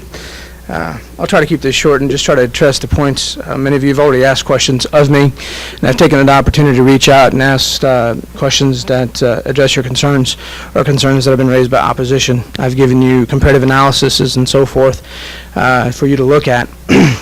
But some of the inconsistencies that have been stated here today, so I'd just like to bring them out to your consideration.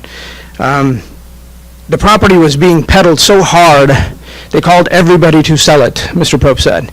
Yet nobody bought it except us. But it was a prime piece of property, according to someone else from the Earhart Group, that says that it's going to develop no matter what.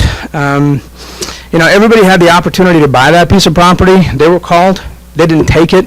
And it's unfortunate that they didn't do it, and it's unfortunate that they don't want to take the opportunity to do something for the city. They talk about partnerships, about bringing business in and getting everybody's pockets lined, make sure that everybody makes money. That's not what we call a community partnership. What we call community partnership is what we've done, where we've bought Over the Edge event that used to be in Columbia, Missouri, down to Jefferson City to raise money for the Missouri Special Olympics. To no small part, we've raised over $300,000 since it's been bought here, and I'm the chairman of that committee for the Missouri Special Olympics. We call partnership to the concert that we had this weekend for Safety Net. I've sponsored that 2 years in a row. That's a community partnership. I sponsored the Special Learning Center, have done that for seven years since the DoubleTree opened. That's a community partnership. Another partnership is the Apples for Teachers program. That's a community partnership. Those are the kinds of things that we've done, and if you want a monetary value of what that is, that's over $90,000 in the last 7 years that has been delivered into this community, not for the sake of benefiting us, but the sake of giving back to a community. That, ladies and gentlemen, is a community partnership, not figuring out how to get more business to put more money into your pockets. Now, moving along, and I find it very intriguing, as Mr. Wolt pointed out, that John Q. Hammonds, when he built that property, got a 25-year abatement, 0 taxes for 25 years, ladies and gentlemen, to build the Capitol Plaza Hotel. 25 years. That is a lot of revenue that was let go to get that development to take place. I would like you to keep that in mind, and that's the only reason that project is where it is today. Number two, they don't have a franchise that they have to report to. The quality of the hotel is not maintained to national standards. It's just maintained to whatever standards they wish to have.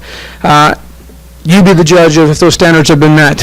We pour in a lot of money to our communities, to the point that I spend over $10,000 at Lowe's on a monthly basis in this community, to the point that everything that we do is within this community.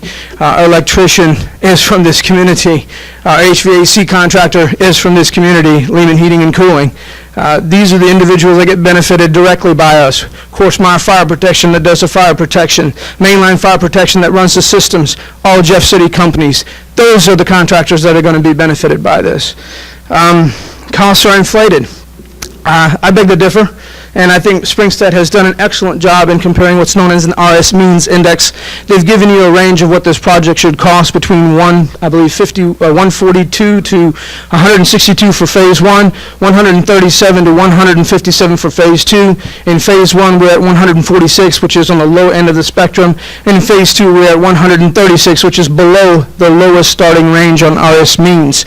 So RS Means, for the ones that are not in the building trade, you need to know that that is a company that all they do is study building costs, and that's what Springstead found. As far as comparisons of the projects, I've given you a comparison sheet at the TIF Commission, and I've also forwarded it to many of you that have asked for it. Market Towers out of Cape Girardeau, Midwest, is an 88,000 square foot building, which is going to be proposed at $20 million. If you look at the per square footage cost of that building versus what we've proposed, tearing down and building back up, we're still $20 a square foot below them. As far as the property being blighted, there's a misconception here that we boarded it up and then we had to declare blighted.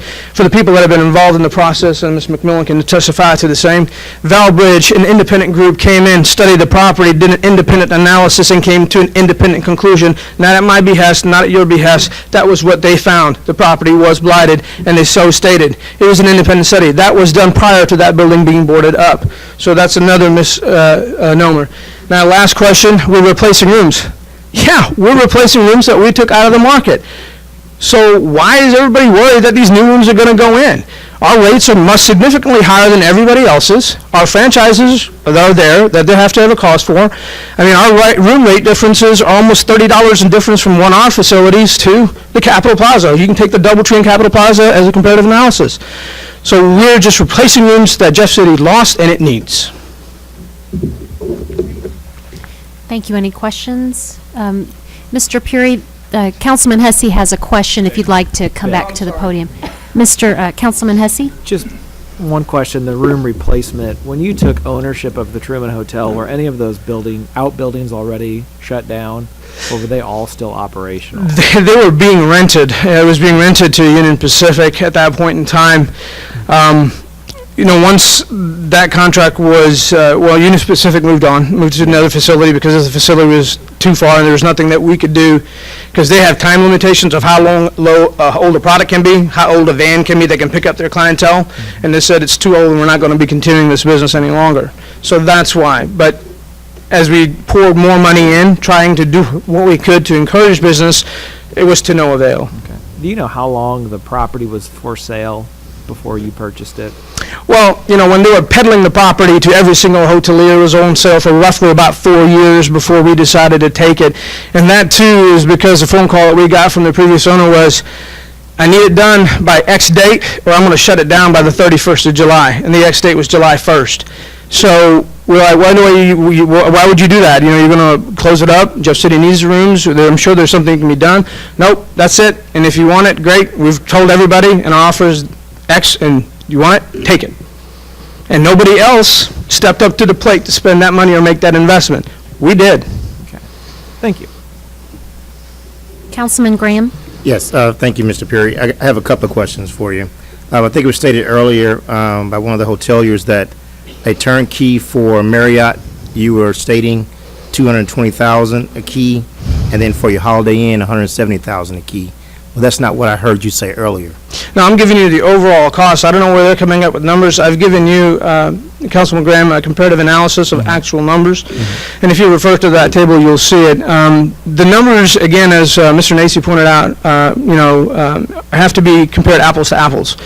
We don't do cookie cutters. We do steel buildings. We do complete 100% LED lightings. We also have a state-of-the-art system as far as HVAC is concerned, which is usually costs, if you were saying that the normal cost of a hotel in HVAC is $500,000, to put that system in a hotel of that $500,000 system will be $2.5 million. It's 5 times the cost. Because we don't build a product for it to be the cheapest that we can invest and the fastest return we can get. We invest in that product to make it a product for the lifetime. And hence, when they pointed out that, they used to build wooden structures, we used to build wooden structures. Wooden structures are obsolete. We want a product that's going to be here for generations. Concrete and steel can be renovated as deemed fit, as we proved with the DoubleTree by Hilton. Once we did that project, when we took that building and gutted it back down to a concrete frame and brought it back up and made it what it is, it ranked in the top 30 of all DoubleTrees worldwide in customer satisfaction and product quality here in Jeff City, something for all of us to be proud of. We proved and we learned that that's the way the future is. It's concrete. It's not wood.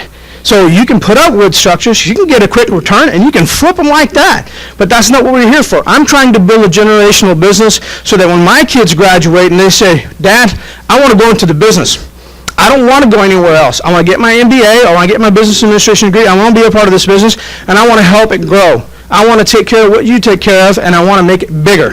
That can only be done if the products that we build are accounting to do that, that we have made them to last generations, not just to be there. A wooden structure, for example, only has a lifetime of 25 years, okay?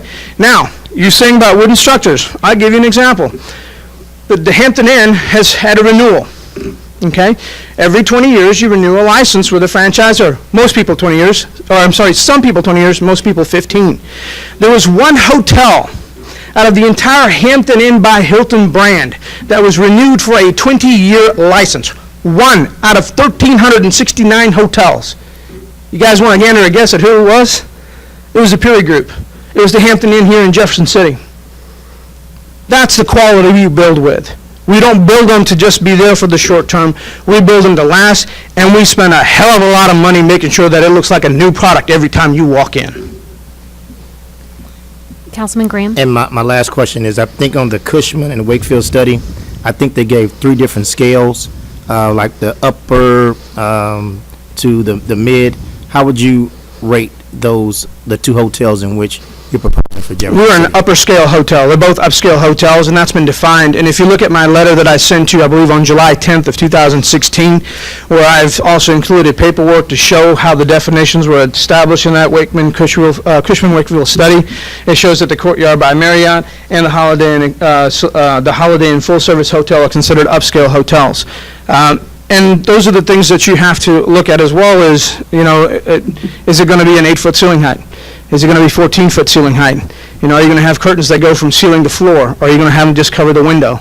You're going to have HVAC that is a PTAC unit? Or are you going to do what we're talking about doing with our systems?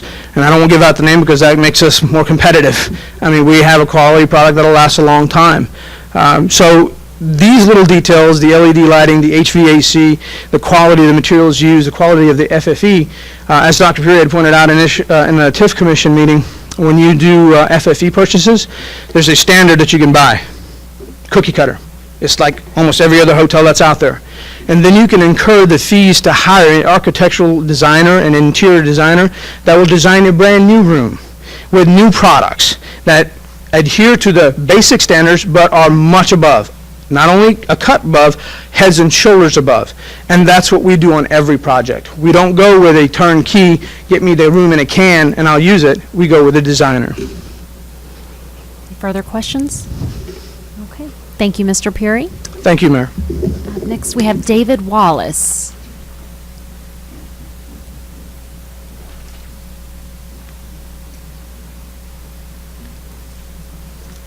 Welcome. Mayor, City Council, thank you for your time this evening.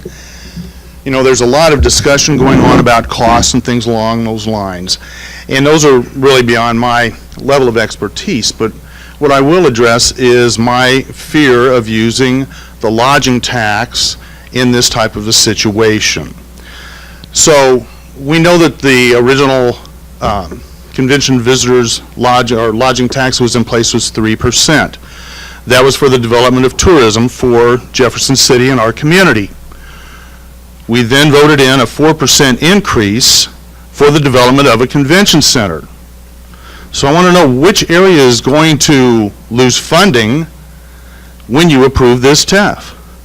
You know, are we going to then step back and put the convention center on a back burner? That would be the best economic development in this community since the Capitol Plaza Hotel. And yeah, the Capitol Plaza got a hell of a break when they opened up. But for those of you all that were here back then, you know there was nothing else in this town but the Ramada Inn. Nothing. This brought us a level of prestige and placement within the state that we could match facilities and services with the big cities, with Columbia. We were the cat's meow, all right? And it was well worth that investment to help us move forward. Because since we moved forward with that limited amount of convention space of 12,000 square feet, additional hotels have been built. So my fear is that being short-sighted to try and gain sales tax revenue at the expense of lodging tax that could at some point in time develop a lot more revenue for our community, it just bothers me. And there are a lot of people out there in the community that voted for that lodging tax for that convention center purpose. All right? And the use of that for another entity is probably just not going to sit too well. All right? Again, you know, Ted Stewart made the mention that the rooms that Mr. Puri is putting back in the market are just replacement rooms. Those are rooms that were here before. They closed it up, we lost the jobs, and that business was spread out amongst the community. As I spoke before you all before, I'd spoken with Diane Thompson with the Convention Bureau. And there's a Smith Travel Research document that's put out that tracks the occupancy, ADR, of the community. This community, since the Capitol Plaza opened in 1987, has fluctuated between 55 and 62% average occupancy. A new hotel development is not development of tourism. It is not going to increase the lodging percentages within this city. Unless you develop something like a convention center that is truly an attraction that will bring people in, you know, just because you build a hotel with a field of dreams attitude that build it and they will come is not going to happen, folks. Unless we do something to have an attraction here, that's just not going to happen. So, you know, and I also understand from a couple of the other developers that whether Mr. Puri builds his 2 hotels or not, there will probably be further hotel development within this community that will not require a TIF of any kind, whether it be from the schools, from the property tax, from the lodging tax. So I ask you to be very careful in your decisions about how we move our community forward. And at this point, the only other thing that I want to address is, you know, I don't know a lot about per room keys, but I do know that the Hotel Management Magazine is a very respected publication in this country. Hoteliers go to this. They look to it for guidance and direction when they're going to be, well, for whether it's sales, marketing, hotel development, or whatever. And I believe this was actually an Exhibit 15 placed before the TIF Commission. And in here, I got to put these on, it's talking about cost on hotels. And in Holiday Inns and Resorts, I believe a full-service, upper to mid-scale Holiday Inn per room cost averages between $93,324 to $138,277, which is quite a variance from what you all are being told.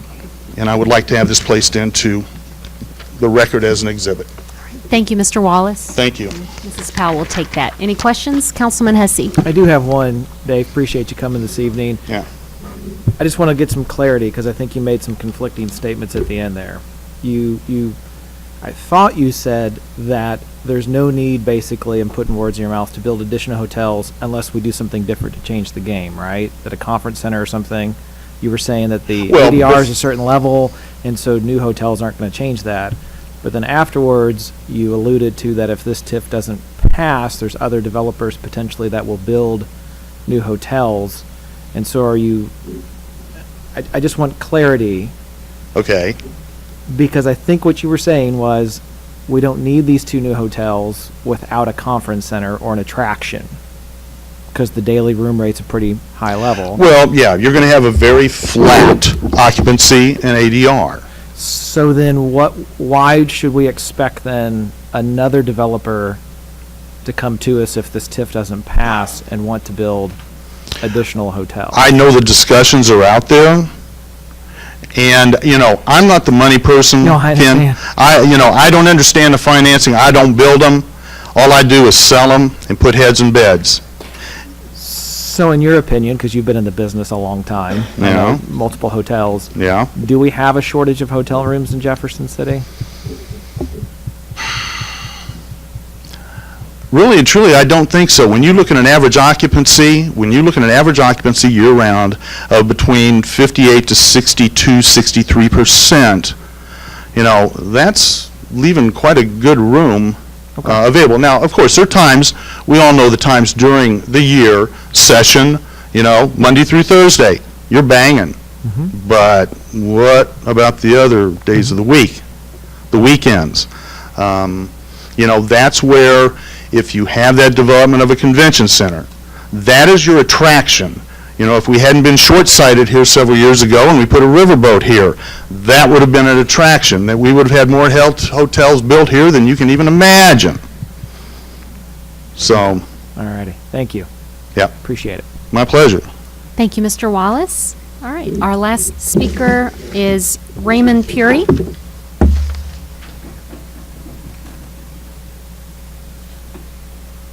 Oh, over here. Thank you. Welcome. Thank you, Madam Mayor and the council. I would like to address, there's been interesting depiction of cost tonight. I've been building for now 23 years. Learned a lot in this business, and we have building class hotels. Most of these people up here referring to building Marriotts, they're building Fairfield Inns. No comparison. That's like building a Super 8 of the Marriott. We build quality hotels. DoubleTree stands as a testament to this city. We have built nice hotels. I'd like to clarify a few things. First of all, the acquisition cost has been brought up. Yes, we were told by the original owner and given the price that we agreed on, but we ran that property for 2 years and incurred substantial amount of losses. Those had to be accounted for before the TIF was ever applied for. So we have poured in $3 million plus into that property before the TIF was even conceived.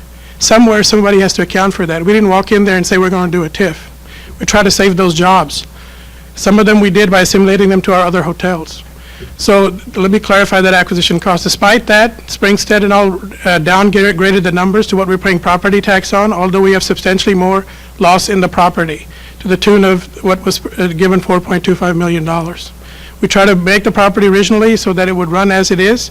All the rooms were operational, but it was a dump. We had electricians come in, HVAC people come in, try to revamp that. It could not be done. It was better to start all over again, and that's what we did. We build quality products. We use American labor. We don't use illegal labor. I keep all the contractors locally. We contribute to the community. We use people that are bona fide from the community, that are respected contractors. We don't bring in contractors from outside. We don't bring in Mexican plumbers. We don't bring in Mexican IFIS people. All American people work on this job that are U.S. citizens that work on our jobs. I take pride in that. I build quality product. The numbers that you have seen in your proposals that were given to you were justified by RS means. RS means we use that in the industry to predict what the project costs are going to be. They take individual projects across our community, like Midwest, and put a number to them. And we're very much in line with them. We build a product with high technology, such as the better HVAC systems, LED lighting, concrete parking lots. All those things cost money. So all those things you will see. That's why we're able to command a higher ADR for our properties. We even Doubletree, our Hampton Inn, we have command ADR in the community. We rather add to the community. Yes, we are replacing rooms in this community because the community needs those rooms, 266 that have been taken off the market, and we're going to put back a superior product in the market, bring jobs to the city. And entirety, this whole project with 2 hotels and conference space which will be remodeled. Nobody has wanted to do this in this community. That's a $56 million risk. And please keep in mind, if the project doesn't cost us that much, you're not paying us that much. And we have to submit to you all the receipts and all the bills. Okay, that's how you pay us. And this is a pay-as-you-go TIF. That means that if the project makes money, we can reimburse ourselves. If, like Mr. Wallace is saying, it's a bad decision, putting rooms in this city, then we lose our ass, excuse my language. Okay, so we took that risk. We're doing that. We're giving you a quality product for this city. We're giving you nice 2 hotels, remodeled space, all in one shot. We're not waiting around to do one at a time. We're doing it all in one shot. That's how we presented it. The magnitude of this project is huge for the community. Amount of jobs it generates for the community will be over 300 jobs. The amount of revenue brought to the community is up to tune of $89 million. And for Jeff City, that's a significant accomplishment. And we did not board this building up to prevent and make it blighted. We boarded it up so that it didn't get vandalized. That's the purpose of boarding it up. Because already when we were operating it, we even lost our John Deere, cart that we had. Somebody stole it from there. I mean, can you believe in a facility that's running, somebody steals a cart over the weekend? So there's definite problems there. The whole area, the 9 acres, will be first class. And it can only happen if there is some understanding with the community what it's getting. And what you guys are paying for is first-class production of hotels with true American labor and American material. And that's all I have to say. Thank you. Any questions? All right. Thank you, Mr. Puri. That concludes the presentations from the gallery on specific bills or resolutions. I'm sorry, I apologize. I did not see you sign in. I came late. Is there a chance that I might stay a couple minutes? Or would it be an opportunity for the public to speak? Is it on a specific bill? Usually, if we do that, we would have to ask the council if they would allow that. Also, move that we allow this extra speaker. Second. Okay. All in favor? Aye. Okay. You could just state your name, please. My name is Elizabeth White Christopher. My family's been in Jefferson City since January 1968, so pretty much this is my town. I do also work for Mr. Puri Group, but only for about a year. I would really like to see you vote and carry through the TIF for this company. I've worked for, obviously, I've got a few years behind me. I've worked for several different companies, and this company actually does care about their employees. Yes, if you don't work, they don't keep you around, but one of the things that really caught my attention when Mr. Puri spoke was during the slow times, if there's not enough work to make revenue to pay for staff, he will find something for them to do to keep them busy, and he will pay them out of his pocket. Now, how many of your employers around here will do that? That to me is very important. I had a group this last week that told me, it was the Women's Alliance, in fact, they told me this was the best hotel that they have had their convention at for many, many years. They love Jefferson City, and they really love the hotel. So I would really like an opportunity to present another such situation with this property over at Truman. Of course, I'm partial. It's in my part of town, but, that would be really handy. I think they have extremely good intentions. They run a really good hotel, and I do hope you please vote yes for the TIF. Thank you. Thank you. Any questions? All right, thank you. Item 11, the consent agenda. Is there a motion to approve? So moved. Second. Further discussion? All in favor? Aye. Any opposed? Motion passes. Item 12, bills introduced, 2016-49, Mrs. Powell. An ordinance of the City of Jefferson, Missouri, authorizing the mayor and city clerk to execute a $140,782 agreement with the Missouri Highways and Transportation Commission for Metropolitan Transportation Planning Services for the period of November 1, 2016 to October 31, 2017, reflecting consolidated planning grant funds as approved in the fiscal year 2017 Unified Planning Work Program. Thank you, Mrs. McMillan. Thank you, Madam Mayor. This consolidated planning grant agreement is the 14th such agreement that the city has with Missouri Highways and Transportation Commission. It funds the city's Long Range and Transportation Planning Division and Capital Area MPO. Budget Unified Planning Work Program was adopted by the Campo Board of Directors in May and was included in the city's adopted budget. And I'd be happy to answer any questions. Thank you. Any questions for Mrs. McMillan? All right, 2016-50. An ordinance of the City of Jefferson, Missouri, authorizing the mayor and city clerk to execute a $138,916 surface transportation planning grant supplemental agreement with the Missouri Highways and Transportation Commission for Metropolitan Transportation Planning Services. Mrs. McMillan? Thank you, Madam Mayor. This is the second part of the funding for the city's Long Range Transportation Planning Division, Capital Area MPO. Surface Transportation Planning Program grant will provide $138,916 in supplemental funds to the program. Would like to make note that $110,000 of this funds are rolled over from the previous year that will reflect contracts for professional services for a visioning and public involvement plan for the division and the comprehensive and transportation plan, funding a travel demand model for the Metropolitan Transportation Plan update that will occur next year, and public transit planning funding. Be happy to answer any questions. Any questions? Okay, thank you. 2016-51. An ordinance of the City of Jefferson, Missouri, authorizing the mayor and city clerk to execute a $41,615 agreement with Evers & Company, LLC, for audit services for the 2015-2016 fiscal year. Mrs. Miller? Thank you, Madam Mayor. An RFP was published and sent to 17 auditing firms. There were 4 firms that responded. We had an evaluation committee rank based on the criteria and available points that were listed in the RFP, of which fees were 50% of the score. Evers & Company was selected as the choice. The level of staff and the number of hours dedicated to the audit set them apart from the other respondents. At its September 8th, 2016 meeting, the Finance Committee approved this recommendation and voted unanimously to move it to full council. I'd be happy to answer any questions. Thank you. Any questions? All right. 2016-52. An ordinance of the City of Jefferson, Missouri, authorizing the mayor and city clerk to execute a $28,000 engineering design contract with MECO Engineering Incorporated for electrical design services, and authorizing a $12,000 supplemental appropriation within the general fund. Mr. Marash? Thank you.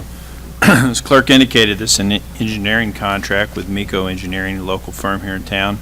It also does one other thing. It partially helps fund the agreement with a $12,000 supplemental appropriation out of the fund balance of the general fund for the total contract of $28,000. But basically, the analysis will be to look at our downtown area, to see what it would take to get electricity available for various events such as street fairs, other things of that nature for vendors. It's long been a desire to, as we have these events in the downtown area, to have some receptacles available so that folks can plug in and run their various booths and things. So this will analyze that, and this is kind of ahead of our, we're getting ready to do a repair contract downtown in the coming year where we're looking at, upgrading the sidewalks. It's about 14 years old now, so it's needing some repair. Also, some overlay of the downtown area would be part of that as well. So before we do that work, we obviously want to see if we can add a little bit to it to make the downtown a little nicer. And the second part of the contract, same type of work, we'll be analyzing the needs for a generator here at City Hall. We currently don't have one, and would like to see what that would take and the cost. Councilman Prather? In this ordinance, it mentions that you're going to have the city the lights from Adams Street to Lafayette on Capitol. Yeah, and that's true. We're kind of looking at that as the downtown area as well. Kind of as our various events kind of grow down Capitol Avenue, it kind of tag onto that. Now that project is actually part of a city-county project, so that's why half of the agreement's actually funded out of some other monies for that. I'd just like to add that I'd like to see Capitol Avenue from Lafayette down to Chestnut in front of the prison for those lights, also see what it would cost to add it for just that street. Yeah, and that's exactly what we're doing. Oh, okay, so it is going all the way down Chestnut, from Lafayette, from Adams all the way to Chestnut, not to stop at Lafayette, the lights. Oh, yes, the lighting, yes. All right, thank you. Further questions? Okay. 2016-53. An ordinance of the City of Jefferson, Missouri, authorizing the mayor and city clerk to execute a $55,800 agreement with Central Missouri Professional Services Incorporated for the evaluation and preliminary design of the MSP Parkway. Thank you. Mr. Marash? Thank you, Madam Mayor. As the clerk indicated, another engineering contract. This one is with Central Missouri Professional Services here in town for $55,800. And basically what this will do is give us some preliminary numbers and layout of the MSP Parkway, which is part of the master plan of the prison redevelopment. This would be part of our current sales tax funding, and would help us fulfill a commitment in a resolution passed by the council back in March 2016, where we were talking about getting a long-term lease on the MSP property. And one of the last whereases in that is that the city would commit to this MSP Parkway. Thank you. Any questions for Mr. Marash? Okay, and thank you for your work on this, Matt. I know this is still very high-level conceptual design. It would be a city-county partnership when the actual road does get built, but with everything happening around the prison, Lafayette Interchange leading right to the Kit Bond Federal Courthouse, leading right to the prison, with the bill that's on the agenda tonight to improve and revitalize Capitol Avenue, and with the CVB having already a long-term lease with the state and successful tours over the years. In fact, 26,000 people last year. I know we're on track to beat that number this year. So there are a lot of stars that are aligning at this time to further some prison redevelopment, as we also just finished our very first ever successful event held there on July 2nd. So hopefully the first of many more. So this piece is very exciting to be talking about as well. So thank you. So any further questions? Okay. 2016-54. An ordinance approving a redevelopment agreement between the City of Jefferson, Missouri and PGE Hospitality Incorporated to implement a redevelopment project. Mr. Kroll? Thank you, Madam Mayor. I'm going to have Mr. Lauber from Lauber Municipal Law come up and go over the next few items, actually. Welcome, Mr. Lauber. Thank you, Madam Mayor, members of the council. The next three items on the agenda do deal with the TIF proposal that is before the council this evening and over the last couple of meetings, I believe it is. The first item, the item that we're on now, 2016-54, deals with a redevelopment agreement. Madam Mayor, if I could, I may go ahead and address some issues that we would cover for the TIF plan to get to why we're here with the redevelopment agreement. We can give some details with respect to that agreement because we know that this agreement has come forward kind of at the 11th hour, and this would give the public the opportunity to hear some of the details about a redevelopment agreement that would not be finally approved this evening, but would actually need to come back to the next meeting. So if I may, I'll address both. Okay. Thank you.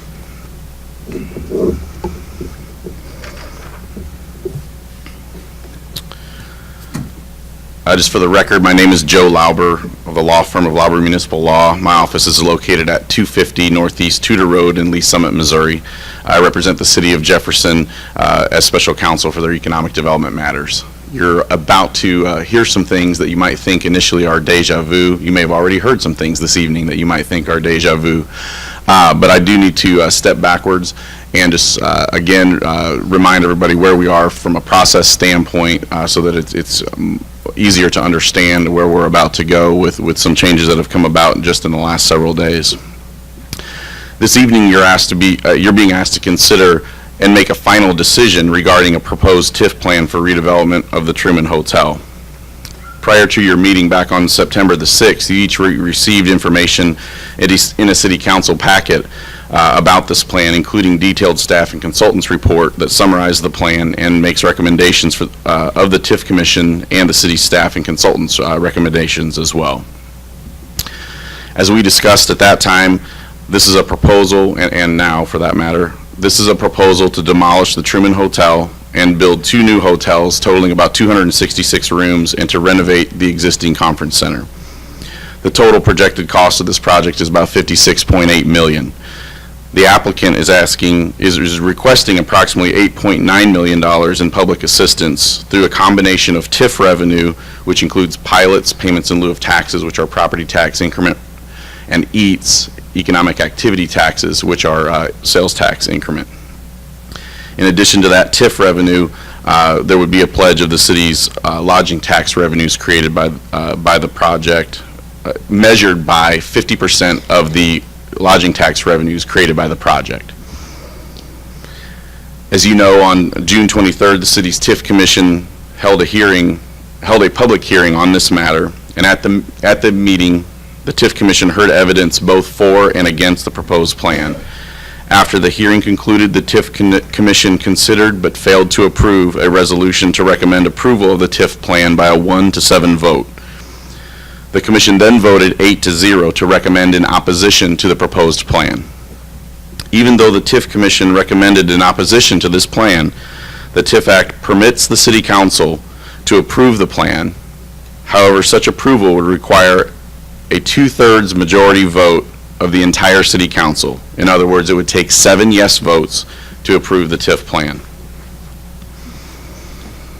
As I detailed my presentations to the TIF Commission and to this council and in the staff and consultants report in your informational packets, the city's staff and consultants have and do conclude that the proposed TIF plan meets all of the statutory requirements, including specifically the but-for test as indicated by the city's financial advisor, Springstead Incorporated.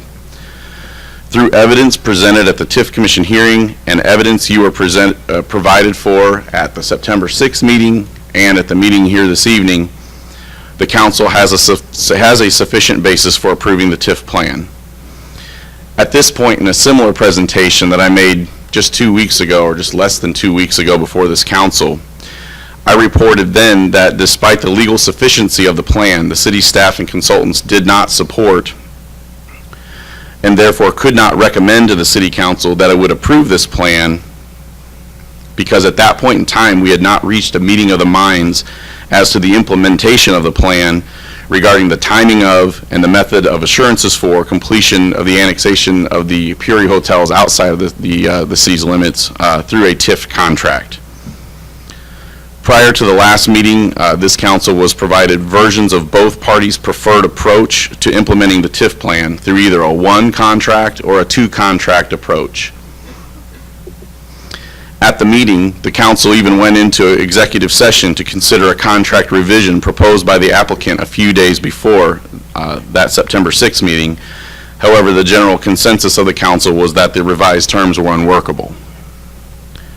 Late Wednesday evening, we received an email from the applicant's counsel outlining some concerns that the applicant had with staff and consultants' 1-contract approach to the implementation of the TIF plan.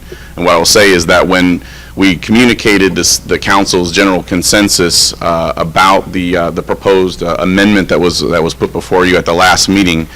We responded to give what that consensus was, and we included again a copy of the staff and consultants' preferred approach of a one contract approach to implementation of the TIF plan, to just reiterate that staff and consultants stood willing to support the TIF if we could get that contract, get terms to that contract nailed down.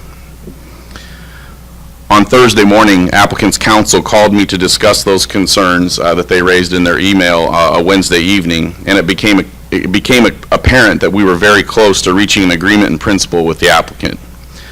The remainder of Thursday and Friday were spent hammering out the details related to each side's concerns, and then on Saturday afternoon, we received the applicant's signature on a mutually agreed to terms for implementing the TIF plan, subject, of course, to the council's approval. Based on the terms to which the parties have agreed now in principle, which I will tell you are very, very close to those originally presented to the applicant by staff and consultants early this June, and which I will highlight for you in just a moment. The city's staff and consultants stand before you in full support now of the proposed TIF plan and TIF contract, and we now recommend to the City Council that it should approve both documents and any related documents necessary for the implementation of the TIF plan.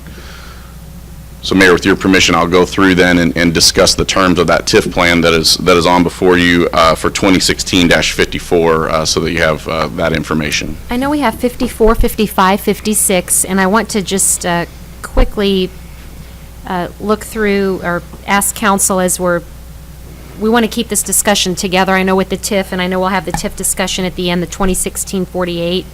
So, looking at the time, I know we'll need it to insert about a 5-minute break for everybody who's been sitting here for the council to take a quick break. So would council want to take all of this up together, to take up 54, 55, 56, along with the discussion with 48?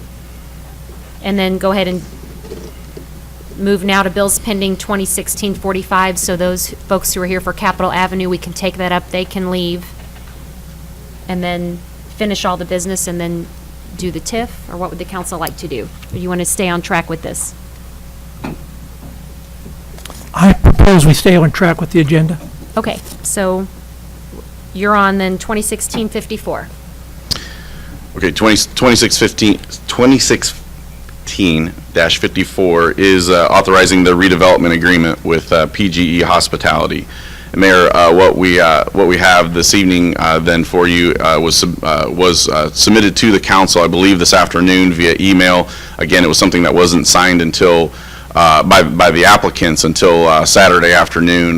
We worked very hard with the applicants' counsel the late part of last week and through into the weekend to get this turned around, so you had something available with as much time as we possibly could today.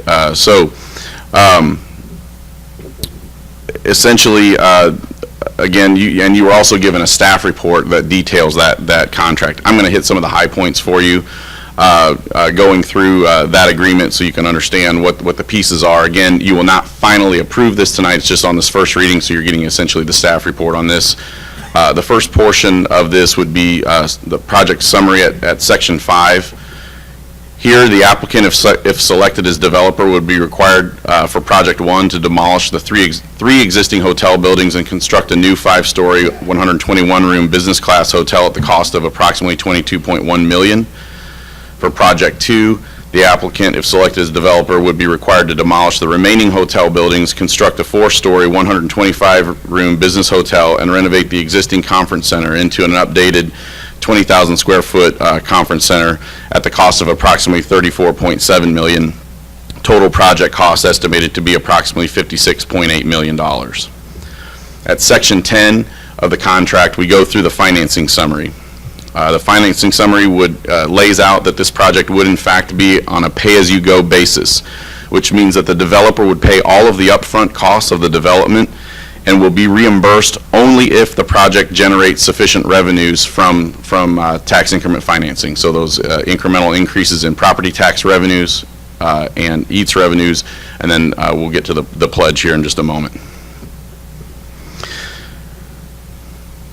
The applicant is seeking $8.89 million in public incentives through those pilots and TIFs, as well as a pledge of the city's lodging tax revenues in amount equal to 50% of the lodging tax revenues generated within the redevelopment area. The 50%, as was indicated already this evening, there's a portion of the city's lodging tax that is devoted to the CVB, and there's another portion devoted to tourism, and it's 4% that goes to the CVB, 3% that goes to the tourism. So obviously, the city cannot utilize just the revenues that are being generated by the lodging, by the redevelopment area to make that pledge, because there isn't a full 50% available to do that. So essentially, why this deal, why it's always been important to do the annexations of the hotels that are outside of the city's current city limits, is the fact that we can utilize those revenues. Once those hotels have been brought into the community, we can utilize those revenues off of the lodging tax to help offset the cost that would otherwise be short with respect to the lodging tax that's collected within the redevelopment area. Do you have this, or you want?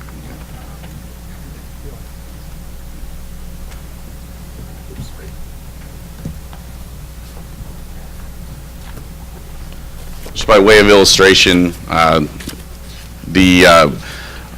you've got a copy of a graph that's been handed out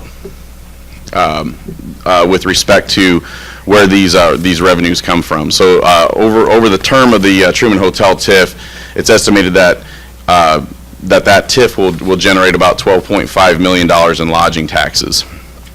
Under the proposed agreement with the developer, the city would contribute toward the payment of reimbursable project costs an amount equal to 50% of the lodging tax revenues that are generated by the project. Okay, so again, it's a measurement tool. You're just measuring 50% of the revenues generated within the redevelopment area. However, because of the breakdown of the CVB versus the tourism dollars, only 47% of the lodging taxes actually flow for tourism purposes per city ordinance. The remaining 53% goes to the CVB, and if I understand it correctly, that's the convention center revenue side. Therefore, the distribution of the $12.5 million in estimated lodging taxes collected within the Truman Hotel TIF is anticipated in that top chart that you have. So $5.9 million to what we're shorthanding as the city side, $6.6 million to CVB. The city's anticipated lodging tax receipts from the newly constructed hotels would be about $5.9 million. They won't be sufficient to cover the $6.2 million commitment that's necessary for the project. Therefore, it is anticipated that the balance will be paid from lodging tax revenues from the annexed hotels. Again, this is exactly why annexation of the hotels was the critical piece, because we need the lodging tax from that to help make the picture complete. So at this point, the annexed hotels would provide the missing $350,000 over the entire course of the project. If you're going to just divide, that's going to be roughly about $15,000 a year that would be made up by the new hotels. So, should the proposed annexation of the developer's existing hotels not occur, we would need to find another source for that $350,000, and that's why, again, say it yet again, why we held our ground and just really, said there's no way to do this deal the way it's been proposed in the TIF plan without getting a contract that is in a one contract form that says conditions preceding are if the hotels aren't annexed, then we don't do any reimbursement and they're not required to do any development. And so we'll get to that piece of the contract then here in just a second. But I just wanted to go through kind of where that revenue comes from, that breakout, because I've heard it this evening. Mr. Lauber, what happens if the two hotels... Mr. Lauber, what happens if the two hotels outside city limits change ownership or close? How does that affect the equation? Would this be before or after annexation? Either. Okay, so the critical piece here is the annexation. If they're annexed into the city, then they would be subject to, and they would level the playing field essentially for those two hotels that are now perched outside of your jurisdictional boundaries. Those would now come in. So if they would be sold, they're still in your jurisdictional boundaries. Those taxes would still apply to those hotels going forward, just like they're imposed on all the hotels within the city's limits at this point. But they have to come in order for that to happen. So if they're sold or they close? If they close, then they would not produce revenues any further, so then we would need to find another source for that $350,000. That's, again, $350,000 over the course of a 23-year TIF, $15,000 a year, from tourism tax dollars, and I say lodging tax dollars that can be utilized for tourism in the city's budget. Okay. Oh, we got some questions now? I was going to ask before we moved on to the next topic, so does anyone have questions on this topic? Yes, I do. Councilman Graham? So with the signing by the Puries to, I guess, voluntarily annex the two hotels outside the city limit, does that automatically, by the Puries signing, does that automatically allow them to be in the city limits? Or is that the process? No, not at all. In fact, there's the full annexation process that's required by statute would absolutely have to occur. And that's, again, and we'll get to it here in just a minute in the TIF contract. It's why we made it a condition precedent. Nobody could know. The Puries couldn't know. Nobody at the city could know whether those annexations can absolutely be completed until they're done, because you have a whole nother process to go through. Okay? And so by signing the agreement, what the agreement says is if the annexations, what the agreement says at sections 12 and 13 is the Puries have no responsibility to do this redevelopment. They have no responsibility, no obligation to spend $1 on this project until those hotels are annexed into the city. And likewise, the city, because the city's obligation then would be to reimburse them for those developments. We would have, as a city, no responsibility to reimburse them if they did do it, if they did not annex the hotels into the city. And that is exactly what, the real crunch was between staff and consultants' approach and the Puries' approach to the TIF contract, and it's why we stood here 2 weeks ago, or not quite 2 weeks ago, without a way to get this plan implemented. They have now agreed that they would be willing to work with this condition precedent, which basically would say that until we can know what that fact is, they have no obligation to do the development, and we have no obligation to reimburse them until that annexation gets complete. Because, assuming that this TIF contract were approved, and first and foremost that you would approve the plan, then the next biggest step is we've got to get those annexations done, because at that point then that puts everything else into motion under this contract. And it's $350,000 reimbursement that may occur, that will come from lodging tax? Where would that come from? So the $350,000, and again, that's over the entire course of the TIF, so about $15,000 a year. Okay. Right now, as it's proposed in the contract, that would come from the revenues generated by the newly annexed hotels, the Purie hotels that are outside the city limits. When they come in, they're going to produce lodging tax revenues that you're not getting right now, okay? And so that's where those revenues would come from. And back to the mayor's question, though, if those hotels were not to come in, or if those hotels were to close, then that revenue source would dry up, and we would need to find another source for that $350,000 over the course for that $15,000 a year rounded.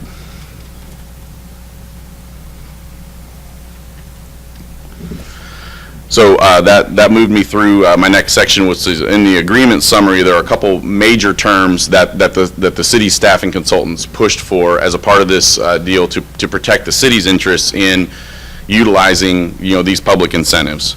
So the first one was at 12 and 13, those conditions precedent. No responsibility of the city to make any reimbursements on this deal unless those hotels are annexed, okay? Likewise, the developer has no responsibility to do the development unless those hotels get annexed. And that's the safest way to share the risk of what we don't know, which is whether those annexations can be completed or not. The next section that I would talk about would be the reimbursement section at section 19. This section sets up the process for reimbursement requests as established in the agreement. I think you heard Mr. Puri at one point tonight say, they don't get to any reimbursement dollars until they've actually submitted. We are going to check. The city's finance department is going to require receipts.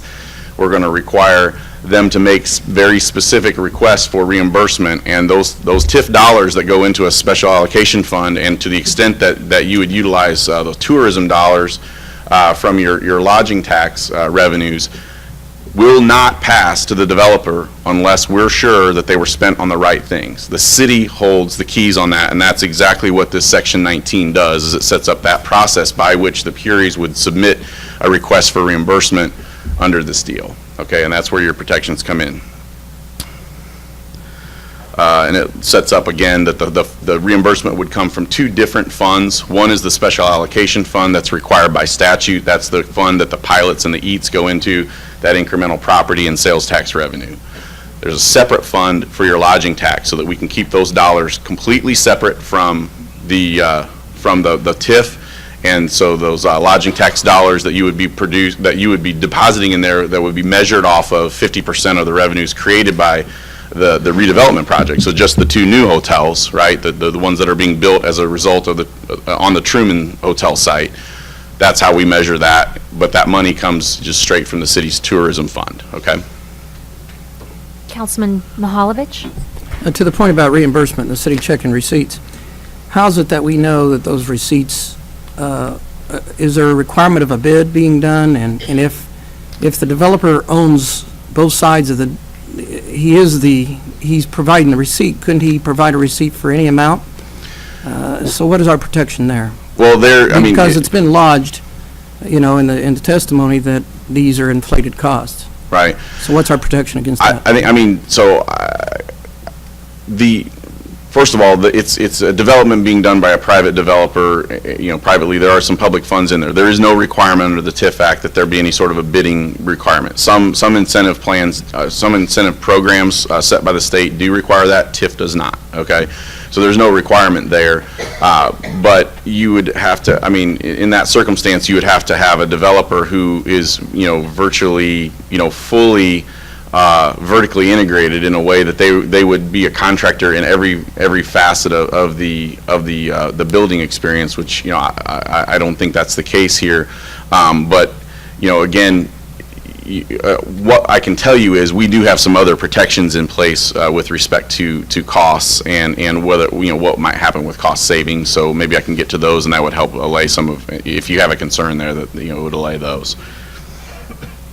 One thing I do need to mention, just for the benefit of the council, is that I did identify a piece of the contract today after it was sent out to you that we need to make an amendment. In fact, it was brought to me by Mr. Hollis, brought to my attention by Mr. Hollis, and I happen to agree with what the concern is. And so back to those conditions preceding, we changed language just this morning that said that the city and MoDOT would need to approve the voluntary annexation of the two applicant hotels. Originally, the language was just that the city would do that.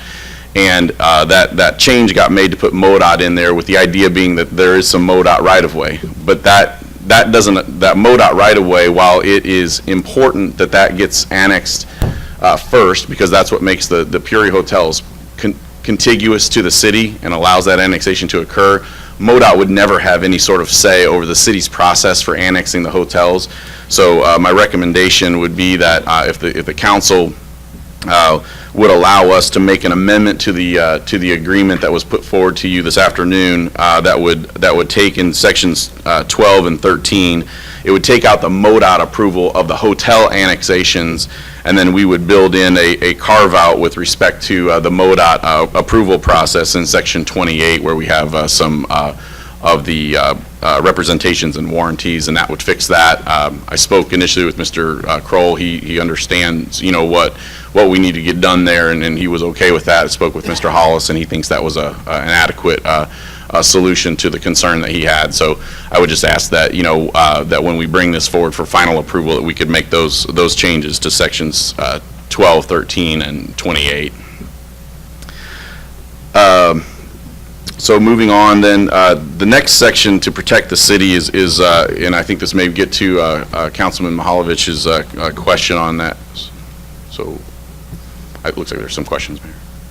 Councilman Mahalovich? I got, back to that MoDOT. So is there any condition that, say, voluntary annexation doesn't work? Would there be any commitment to attempt annexation by vote of the people? Because I don't see. It would be open to the city to do that. Again, There's not a try, go ahead, excuse me. No, go ahead. I'm just saying, I think we really anticipate these being annexed. And there's a good chance under C that you have that many property owners that one's going to say no. And it's my understanding that MoDOT needs all of them. So would we not want to trigger a effort to annex through popular vote? You could certainly do that, and that would get us to where we need to go. The idea is to do the voluntary annexation first, and if that, for whatever reason, failed, then we would essentially need to look at the involuntary annexation process beyond that.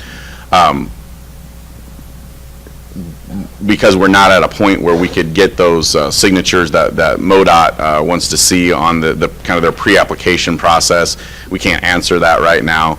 But it wouldn't preclude the city from being able to go forward with an involuntary annexation and still get this carried out, if that's approved, because that's not a guarantee either. It'd be further important to me, if we didn't get the voluntary annexation, then that we would have landowners, and certainly not the Puries, be promoting this as an annexation issue to be voted on. And without maybe opposition, we might be able to pass it this time. Sure. And if you don't have opposition, then it should be easy to do the voluntary as well. So, okay, so the next section to talk about is Section 20, which talks about reimbursement adjustments. And if you'll recall, the but-for analysis provided by Springstead did point out in a sensitivity report that if certain cost savings were incurred, or if, essentially saying if they did happen to be overstated and then not spent, that would cause the developer to have a larger than projected return on the project, and would then cause us to say you would need less incentives, correct? Likewise, if they make more revenues than is projected, the same thing could occur. And so to protect against those concerns, we put a section in the agreement for reimbursement adjustments that essentially say, and it's twofold. There's one that's based on costs, and essentially what it would say is that if the Puries have stated that they're going to spend X number of dollars, but they spend less than that, and if you'll remember, that swing in the but-for test was 13%. So if the Puries actually spend 14% less, then what we would do by contract is we would then reduce the amount of reimbursement they're entitled to by 1%. And so for every percentage they end up spending less than what they said they would, we're going to give them 1% less in reimbursement back, right? Because again, they're saying this is what it costs to do this, and therefore we need X number of incentives for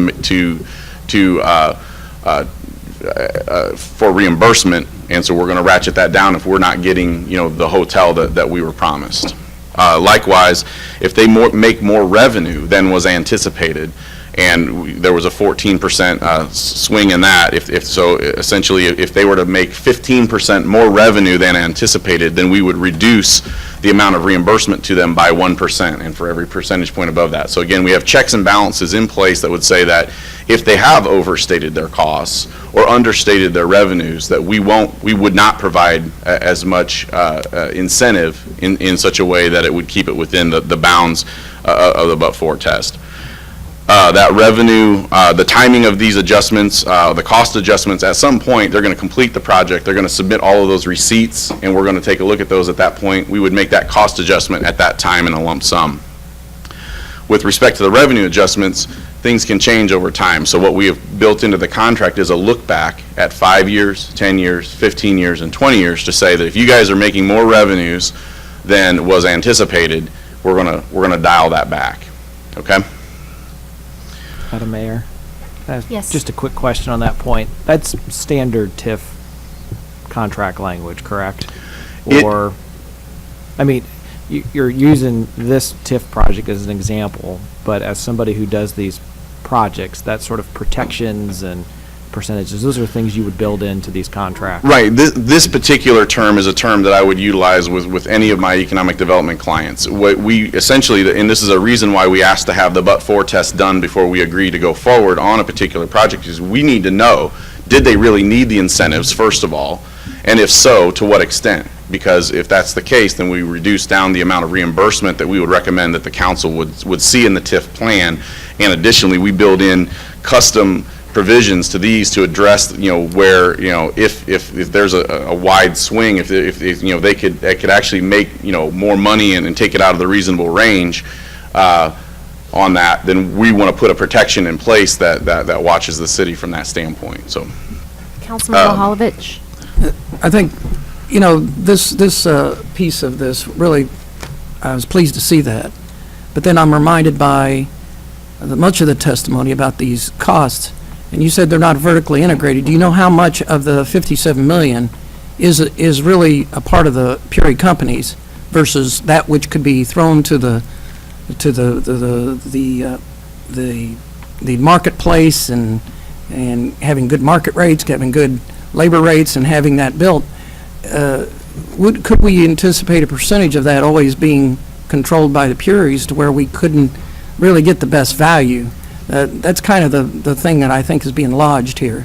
Yeah, I don't have any specific information on that. In fact, this is the first time in this entire process that we've been working on this for well over a year that someone had a complaint that the Puries are too vertically integrated or have too many companies. So this is news to me. It's not something that we had specifically looked at, whether they have HVAC people or electrical people, or, that's the first time I've heard this raised this evening. So I don't have specific information to that just because I just don't. Councilman Prather. I do appreciate the clawbacks. I think that makes sense, having that in there. But I did have a question, and it's been brought up several times tonight, that the cost per key could be less. So, for example, if it is half of what they say, or 75% less, would it still qualify for the but-for test? I would have to defer to Mr. Calico on that. I didn't do the but-for test. I don't know the answer to that. Okay, thank you. I don't. That may be more appropriate at plan time, just on that, just. So wait and answer it. I won't have very much more to do at the plan time, but Mr. Okay. Calico may have some. Okay, we will expect to hear an update from him, then we'll let you finish. Okay. Thank you, Mayor. So cost overruns, if the developer's costs are greater than expected, what we have done is we put a hard cap at the amount that they've asked for. So they've asked for the 8.89 million approximately. I'm using rounding there. So for the number of dollars that they've asked for, they wouldn't get a dollar more if they ended up spending $67 million as opposed to the 56. They're still only going to get 8. So essentially what I'm saying is the clawbacks work in our favor, but not in theirs. They won't get more reimbursement if they spend more, okay? Sale or disposition of the property, we're doing this deal with the Puries, and so we thought it was important that they could not sell this hotel, they could not sell this property, these hotels, while they're under construction, because this is who we're doing the deal with. We don't want, to work this out and then have somebody else come in and do the deal, okay? So we put a requirement in there that they have to have city consent before they could sell during the time prior to completion of construction. And then finally, there's a provision in Section 39 that deals with the city's administrative costs. The city will actually be provided $7,500 per year to help offset the additional resources your finance department and other departments will incur to administer the TIF, from the processing of the reimbursement request to making sure that the accounts are properly maintained and accounted for, auditing and those types of things. You will be taking on some additional stress on your resources because of doing this, and this is true of all of the TIFs that you've ever done. You have all these additional responsibilities you have there. That $7,500 per year would increase 5% per year, but maxes out at $10,000 a year. So we did put that provision in so that the city's resource, the taxpayers essentially won't be paying for additional costs from that standpoint. So. With that, Mayor, that is the summary of the TIF contract. And I apologize for the length of that, but with the importance of the issue, obviously, we have to hit on a lot of issues. All right, so at this time then, we have first reading of 2016-54, correct? Yes. Okay, so 2016-55. An ordinance approving redevelopment project Area 1 of the Truman Hotel Tax Increment Financing Plan as a redevelopment project and adopting tax increment financing therein. And Madam Mayor and members of the council, the reason that we put a TIF activation ordinance on is that what the TIF Act says is that you have to have introduced into the governing body a bill, an ordinance that would activate the TIF projects within 14 to 90 days after the end of the hearing. If you don't take this action with respect to the plan, or you don't take this action with respect to the individual projects themselves, then in order to activate them later, you would actually have to go back through a full TIF commission hearing for that standpoint. We've done that for these projects, projects 1 and 2. We've done that for the plan. And so in order to keep from having to go back through the full TIF commission process on a technicality, we would have 2016-55 and 56 are those items before you this evening, and that's why we would do those. Okay. They're for first reading only. All right, any questions on that? So Mrs. Powell, 2016-56, please. An ordinance approving redevelopment project Area 2 of the Truman Hotel Tax Increment Financing Plan as a redevelopment project and adopting tax increment financing therein. All right, That's all I have for the contract, Mayor. okay. Any further questions, comments? I have a question, Madam Mayor. Councilman Graham? I guess I'm just trying to understand as it relates to the lodging tax piece of it. How assured can we be that is legal, that we can use the lodging tax for repayment or payment to offset something? Right. Because I'm having a hard time trying to grasp that, because the voters approved that for that specific purpose. Right. And for us to do something different with that certainly concerns me, but as more than that, legally, could that be challenged? Right. Well, anything can be challenged. People make all kinds of amazing claims in petitions all the time. The question that's posed is whether or not the creation of more hotel rooms and the creation of a conference center in the city is tourism, promoting tourism or not.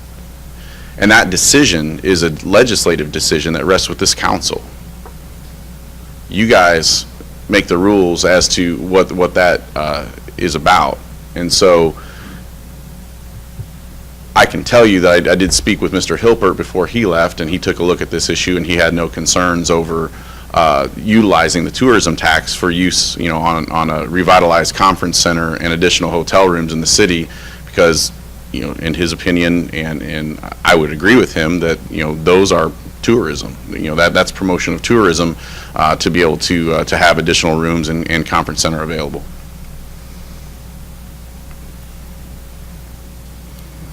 Any further questions? Councilman Hussey? If I have more questions about this, is that appropriate for you or Tom?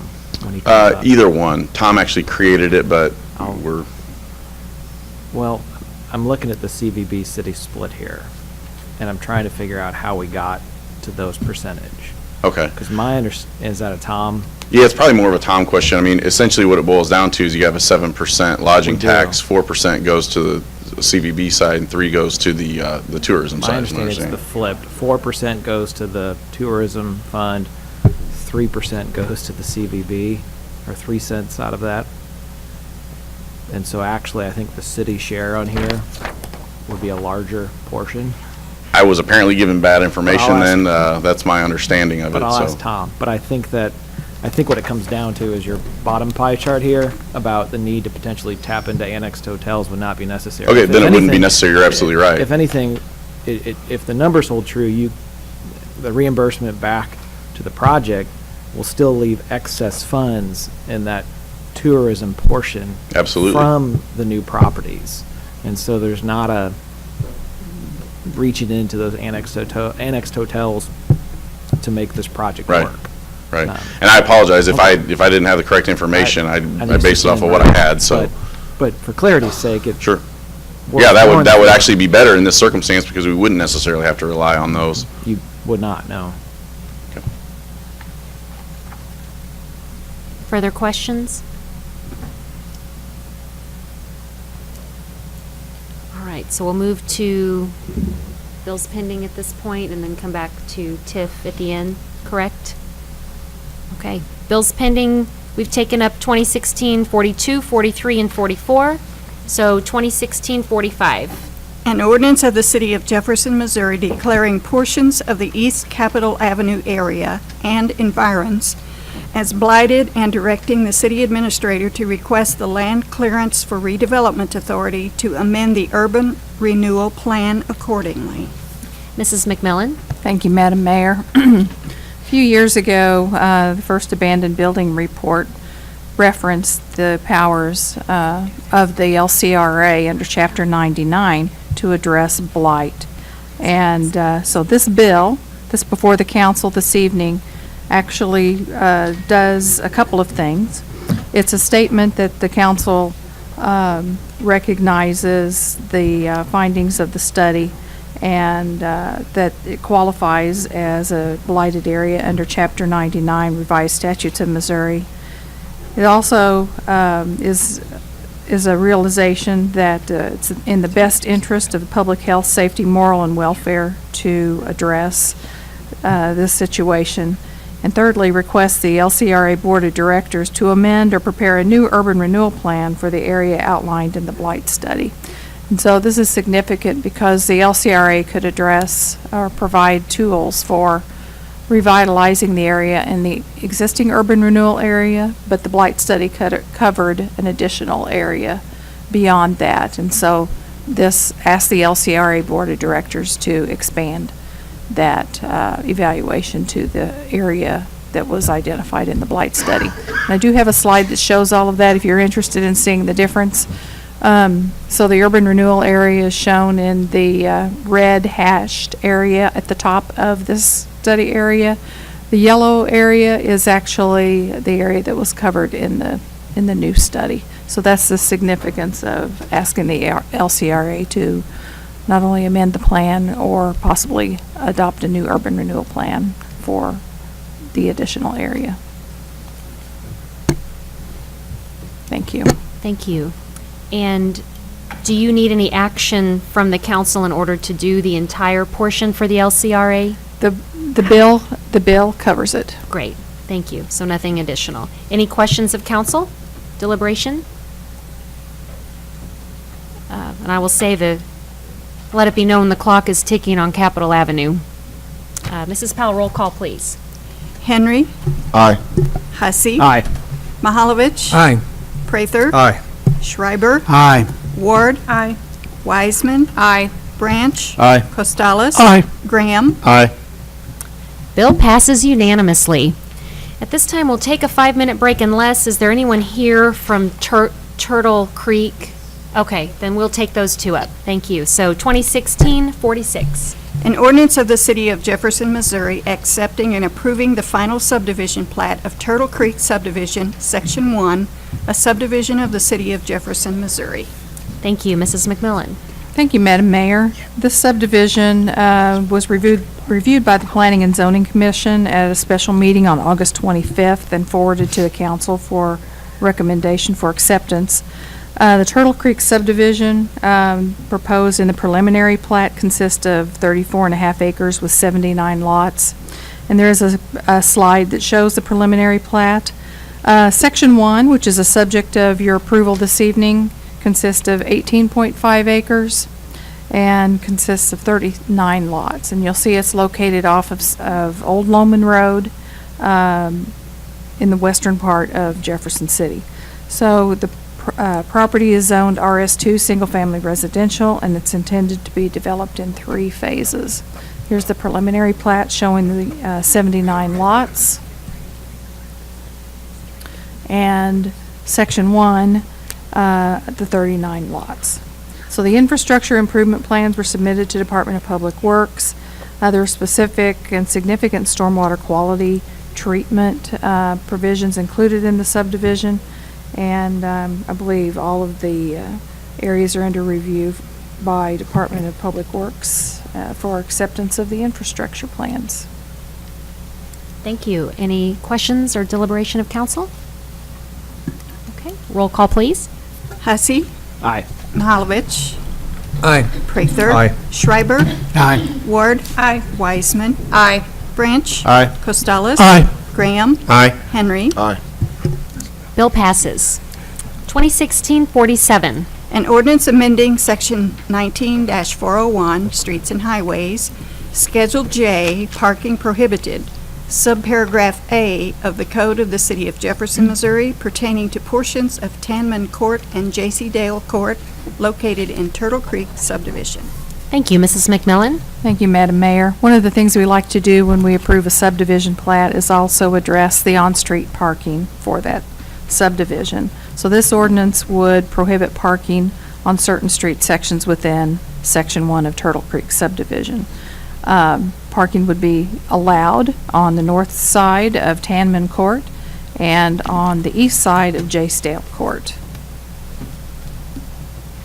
Thank you. Any council questions or deliberation? Roll call, please. Mahalovich. Aye. Prather. Aye. Schreiber. Aye. Ward. Aye. Wiseman. Aye. Branch. Aye. Costello. Aye. Graham. Aye. Henry. Aye. Hussey. Aye.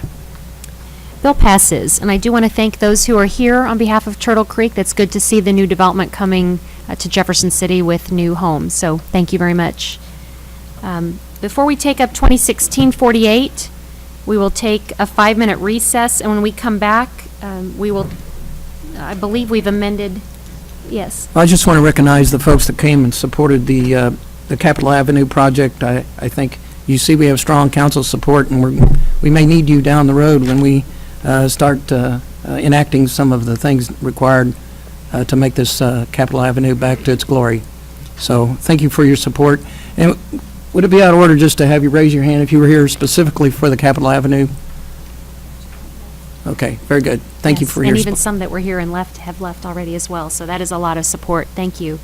So when we come back, we will take up the presentations from the gallery so that those individuals, we have Sunny Evers and Rebecca Back signed up, so they won't have to wait for the TIF discussion, and then we'll do the TIF discussion, which is the 2016-48. So at this time, please turn your microphones off, and we'll have a 5-minute recess. Thank you.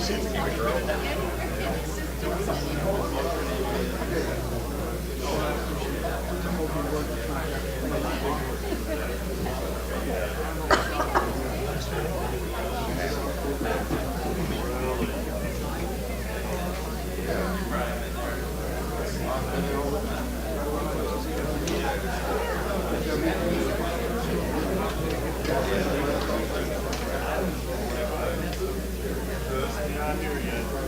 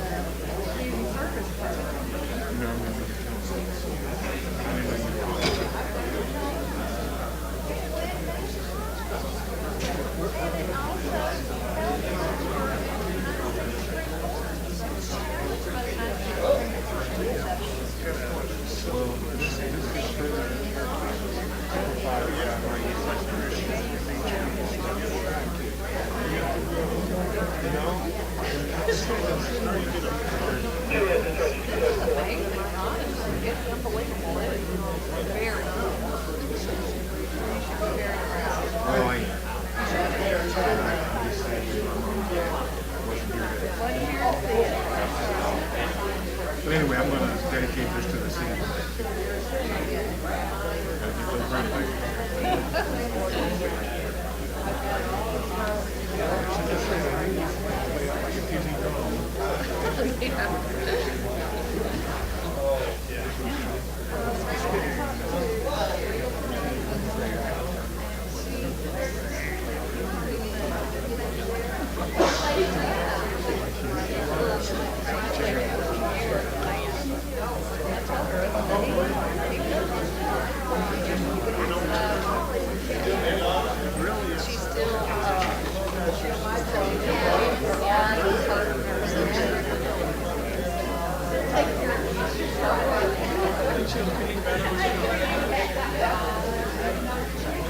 She was gonna coach a bike rally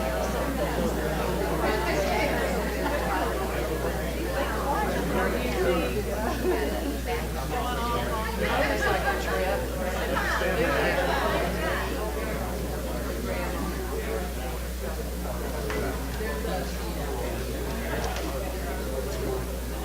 using it.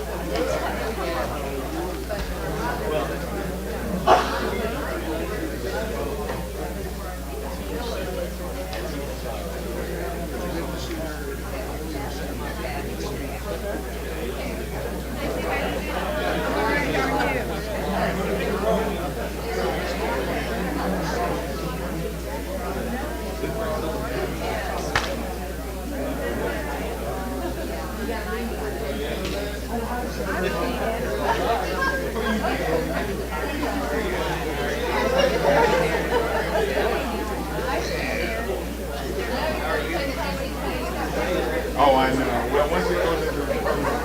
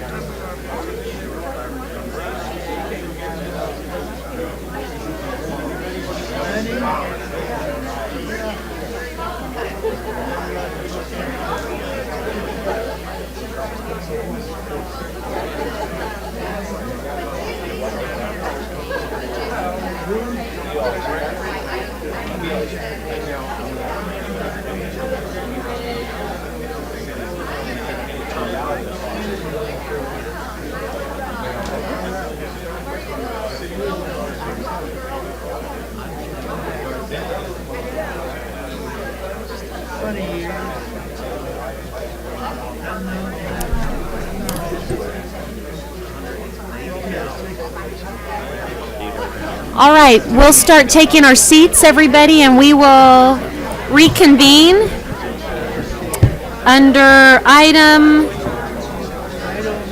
16. We're going to go to the presentations from the gallery on other topics, and thank you for everyone's patience this evening. So we have two speakers signed up. First, we have Mr. Sonny Evers regarding fluoride in the water. So, Sonny, you're welcome to come to the podium. Welcome. Thank you, Mayor, and thank you, members of the council, and thank all of you all for staying to listen to me. This is a real surprise. I hope you find it interesting. Okay, probably a year ago, on one of the radio talk shows I listened to, I heard discussion about fluoride in the water is really bad for people. Fluoride is poison, and I can't give you all the chemical and all the physical impacts of what fluoride does to you.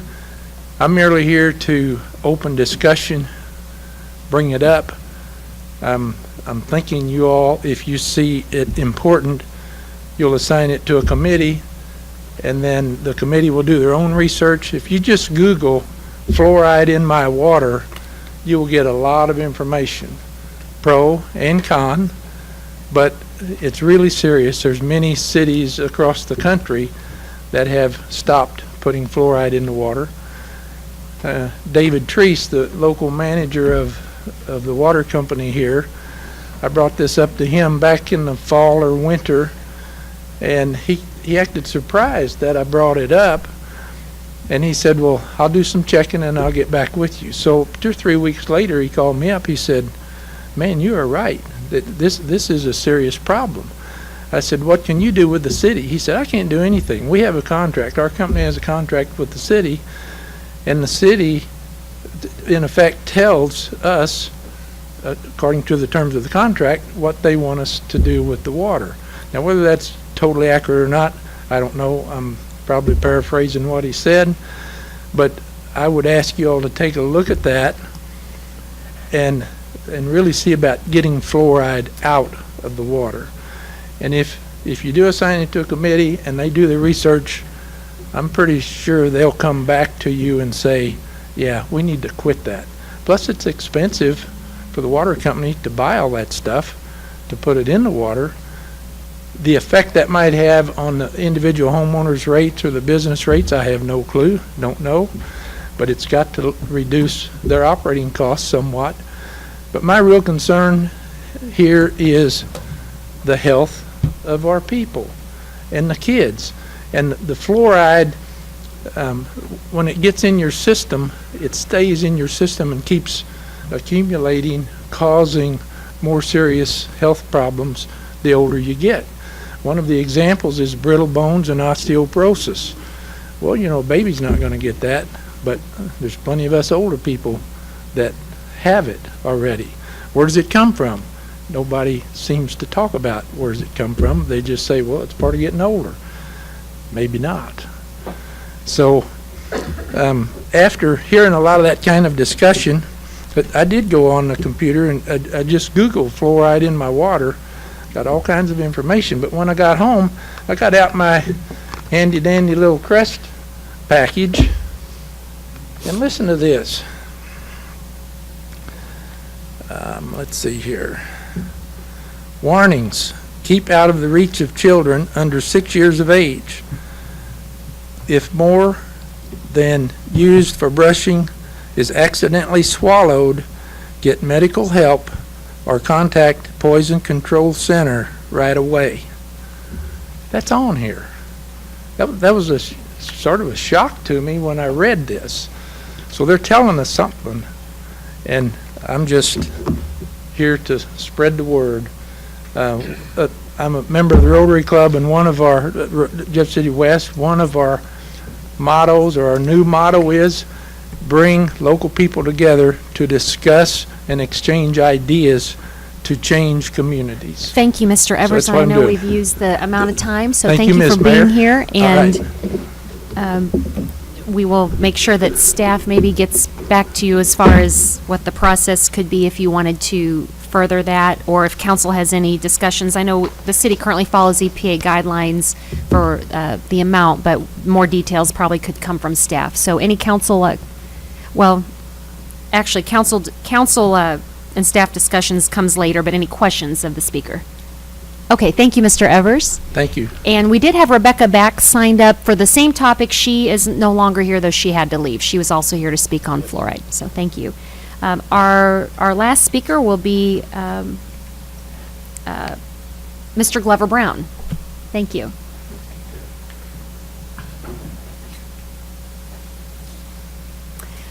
Welcome. Thank you. I will make this very quick and brief. Madam Mayor, as you know, you were at the NAACP banquet last Friday. You were one of the moderators.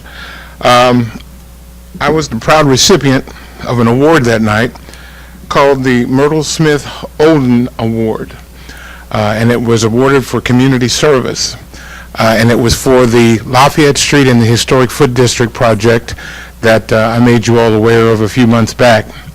And so what I wanted to do tonight was to share this honor with you and the city and let you be a part of also receiving this award. And so I'd like to say thank you to the City of Jefferson, particularly Ms. McMillan's office. I'd like to thank the Historic City of Jefferson. I'd like to thank all the corporate and private donors who made this project possible. And again, I would like for you to share in this award with me. Well, thank you and congratulations, Glover. That's fantastic. Very Thank happy you. for you. Thank you. And how nice of you to share that with us. Thank you. Should we? Glover, did you want a photograph? Well, okay. Okay.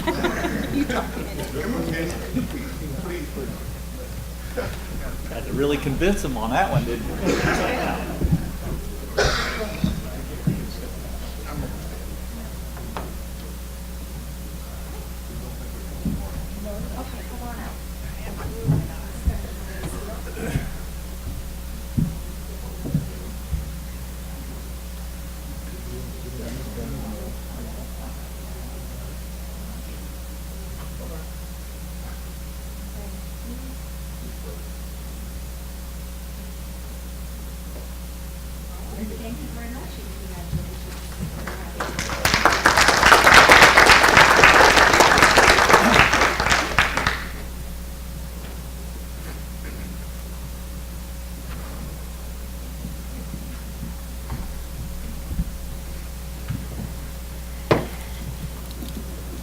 Okay. Now we're back to 2016. Well, should we do item 17 if we kind of go in order, the council and staff discussion of presentation topics at this time? Are there any council questions, discussion? So we'll let staff get back with Sunny, which, Matt, would that be your department, Mr. Maresh? A few of the questions that he addressed. Mm-hmm. Or is that Mrs. McMillan? Okay, whoever it will be, we'll have somebody get back in touch with Mr. Evers. Okay, thank you. So item 2016-48 then, we are under bills pending, item G. So Mrs. Powell. An ordinance approving the Truman Hotel Tax Increment Financing Plan, designating a redevelopment area, declaring the proposed redevelopment area a blighted area, and designating PGE Hospitality Incorporated as the developer of the redevelopment project. All right, so would this be Joe? Why don't we call Mr. Lauber up and we'll have you make your introductions, introduce Tom for us, and thank you. Welcome back. Thank you, Madam Mayor, members of the council. Obviously, we covered most of the ground we needed to cover with respect to the TIF plan back on the TIF contract issue. And again, from the beginning and even in the meeting last week, we, as staff and consultants, we've always said that we do believe the TIF plan meets the statutory requirements, and you do have enough information to recommend approval of that. One of the things I would like to note is even though the TIF contract itself kind of came together at the last hour and was still being worked on, essentially Saturday with some tweaks even yet today, the TIF plan that you are being asked to consider is the same TIF plan that was submitted on May the 23rd and has not changed since before the TIF commission hearing. It's still the same plan as always. Again, most of the work that we've been doing since that time is trying to come up with the best way to implement the best pathway to implementing that plan through a TIF contract, and that's the part that's been changing. So with that, Mayor, I know that there have been several questions about the but-for analysis report, and if with your permission, I'd like to introduce Tom Calico with Springstead Incorporated to discuss that topic. Sure. Welcome, Mr. Calico.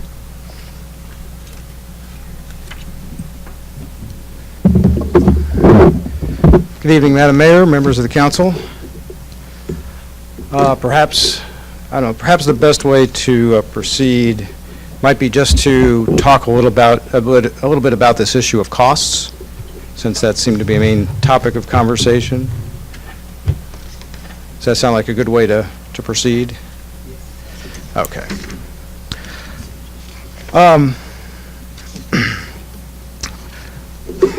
One of the activities that we take in doing the but-for analysis is to look at the reasonableness of costs. I would note that the building construction costs are nearly half of the total budget for this project, 48%. The next highest category is demolition at site preparation, which is 17%. And that's significant because the demolition and the site preparation costs are essentially what are the extraordinary costs associated with this project.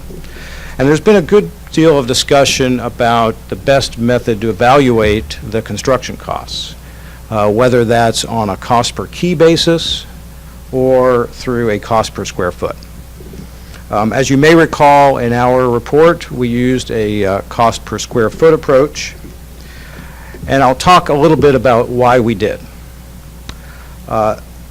Probably the best source for a cost per key that we could find is the HVS U.S. Hotel Development Cost Survey, seen as the preeminent survey of cost per key. It's a leading hotel industry source. The last survey, the last HVS survey, was prepared in 2014.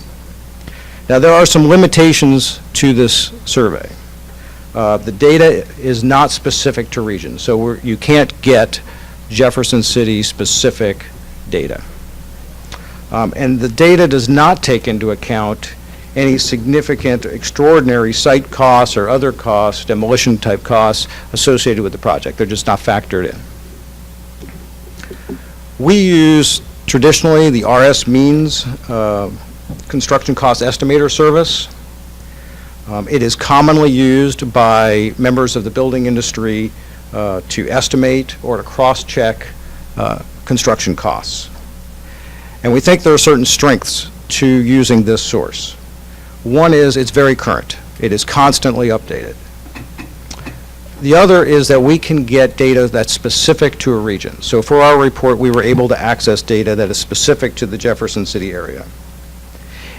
But probably most importantly is it permits us to set aside those extraordinary costs and then to compare the true construction costs. And as you may recall in the report, we cited from the RS Means the ranges for the two buildings, and as was cited earlier, I think Project 1 comes within the range, Project 2 was just slightly below the range, leading us to believe that those construction costs were reasonable. Putting that aside even for a moment, we've already talked about some of the terms that have been agreed to in the redevelopment agreement. These terms essentially are self-correcting for any savings and costs. So if the developer experiences savings and costs at a certain juncture, those savings are shared with the taxing entities to assure that the developer's return is at that market rate that we identify in our report. And even more importantly, I think it's important to remember that there is no incentive for a developer to spend more than is needed to bring the project to market and then wait 23 years to be reimbursed. That's not, you're hurting your return. So there's really no motivation. Now, there's been a question that would seem to ask, well, what if the developer turned in costs that were not really experienced?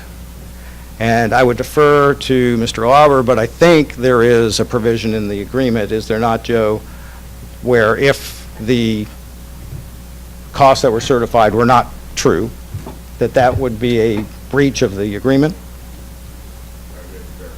Yeah. So they would. So, and then you have, all the same.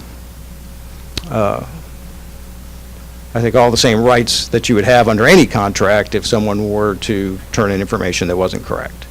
But I think it's important to remember that we have these self-correcting provisions in it that allow for the public to share in cost savings, and also to remember that it is not in the developer's self-interest to spend more than necessary to bring the project to market and then wait up to 23 years for their reimbursement of reimbursable project costs. Happy to answer any questions on that topic. Any questions? Mr. Calico? Okay. Could just, excuse me, for clarification then, the but-for test is for the specific proposal. It's not really but for any proposal. In other words, the but-for test doesn't say that there wouldn't be any development on there. It's specifically related to the proposed development, and there's a range within which that can occur. Is that correct? That's exactly right. Any further questions? Councilman Costales? Councilman Costales. Thank you, Madam Mayor. Tom, if I may. Sure. I'll mess up the last name. Most people do.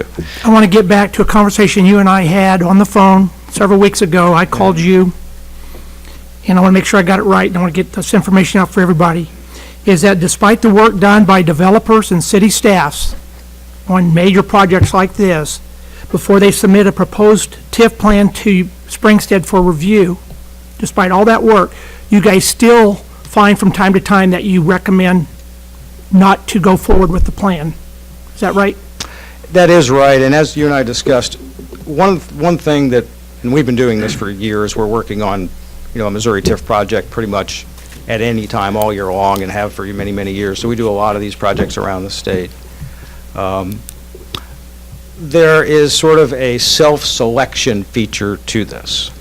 Most developers are sophisticated enough that they can prepare a pro forma both with and without the assistance, and they can determine whether the project can hit a market rate of return without assistance. So they generally don't ask for TIF unless they've come to a pretty certain conclusion that they can meet the but-for test, which makes perfect sense. It's expensive to bring forth a TIF proposal and run it all the way through the process, so you certainly don't want to do it if you don't stand much of a chance of being successful. So there is a certain self-selection to this, and which is why in the vast majority of cases, we do find that the project passes the but-for test. We have, on occasion, recommended against a project. As I said, it doesn't happen often, but we have. And I think most importantly, I want to stress that we work for the city and indirectly the other taxing entities. We only work for local governments. We don't work for the private sector. And we do that purposefully so that we can maintain our independence. And so we do, after working with clients like the City of Jefferson and doing the but-for test, we have to remember that the but-for test only says, is a subsidy needed? It doesn't really pinpoint the amount of subsidy. And so we often work with our clients to help them then determine what is the appropriate level of subsidy. And the provisions that are in your agreement, those sort of self-correcting provisions that have been alluded to, are one of the ways that we worked with you to try and make sure that the city and the other taxing entities are paying as a reasonable amount as necessary to bring the project to market. Thank you. Thank you. Further questions?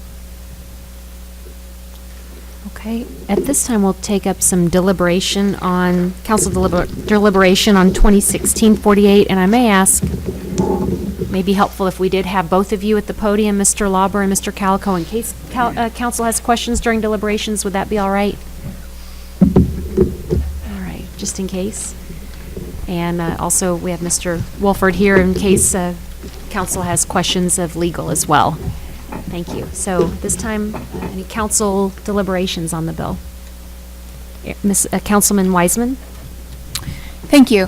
Mr. Lauber, you had talked already this evening about the contract and the difference between the contract and the plan. I just want to make clear tonight what we're voting on right now, and because Mr. Sigmund brought up a notification issue, that there was a little bit of a notice issue with the contract and the public being able to review that. So if you will just give us a quick overview again of that.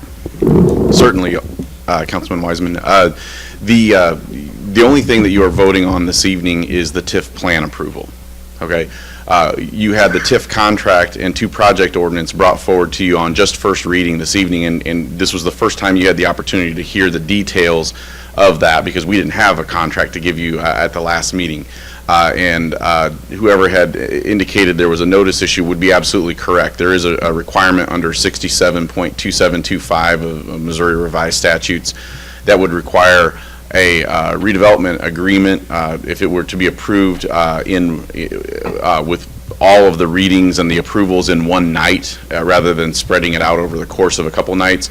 It would require a 4 business day notice prior to consideration of that, and there would also have to be an opportunity for the public to speak who might be interested in the matter beforehand, which you do that anyway as a part of your process. But that is absolutely correct. You could not approve the TIF contract tonight because of that notice issue. And that deadline passed last Wednesday, and we didn't receive the contract until Saturday. As a follow-up question, if something happens with the contract between now and the next time we have the opportunity to vote on it, does the TIF still move forward, or is the TIF done? If you were to approve the TIF plan this evening and something were to happen to make the TIF contract fall apart, then we would have an approved TIF plan without any course of implementation for it. That's something I've been trying to avoid for you, and that's why we proposed at the last meeting that you should not approve the TIF plan without a TIF contract in hand. Due to the timing, though, the best protection I could get for the council at this point in time is we do have a signed copy of the TIF contract, subject to that amendment that I mentioned to you during my presentation earlier, that we would make that amendment. But we do have a signed contract signed by the Puries at this point that would be available for the council to approve in full at your next meeting. I would think it would be in bad faith to pull back from that at this point, but that would be a matter for ultimately for the city to decide if they wanted to pursue. Thank you. Further council deliberations or questions? Councilman Costales? Thank you. During the TIF Commission meeting in June, one of the items brought up, and it's been discussed here tonight, was costs per key. And I believe it was brought out during that hearing that when there was just prior to my coming on the council, a proposal of a hotel and conference center, that the room costs there exceed the key cost in this project. Do you guys remember that, or anybody in the room recall those numbers? I do remember that conversation. I think it was in the context of actually a presentation from one of the developers' representatives. Okay. So.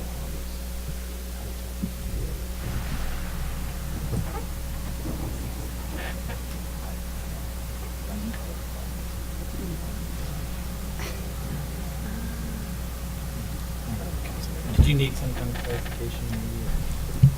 I was just wondering if those costs were higher or lower.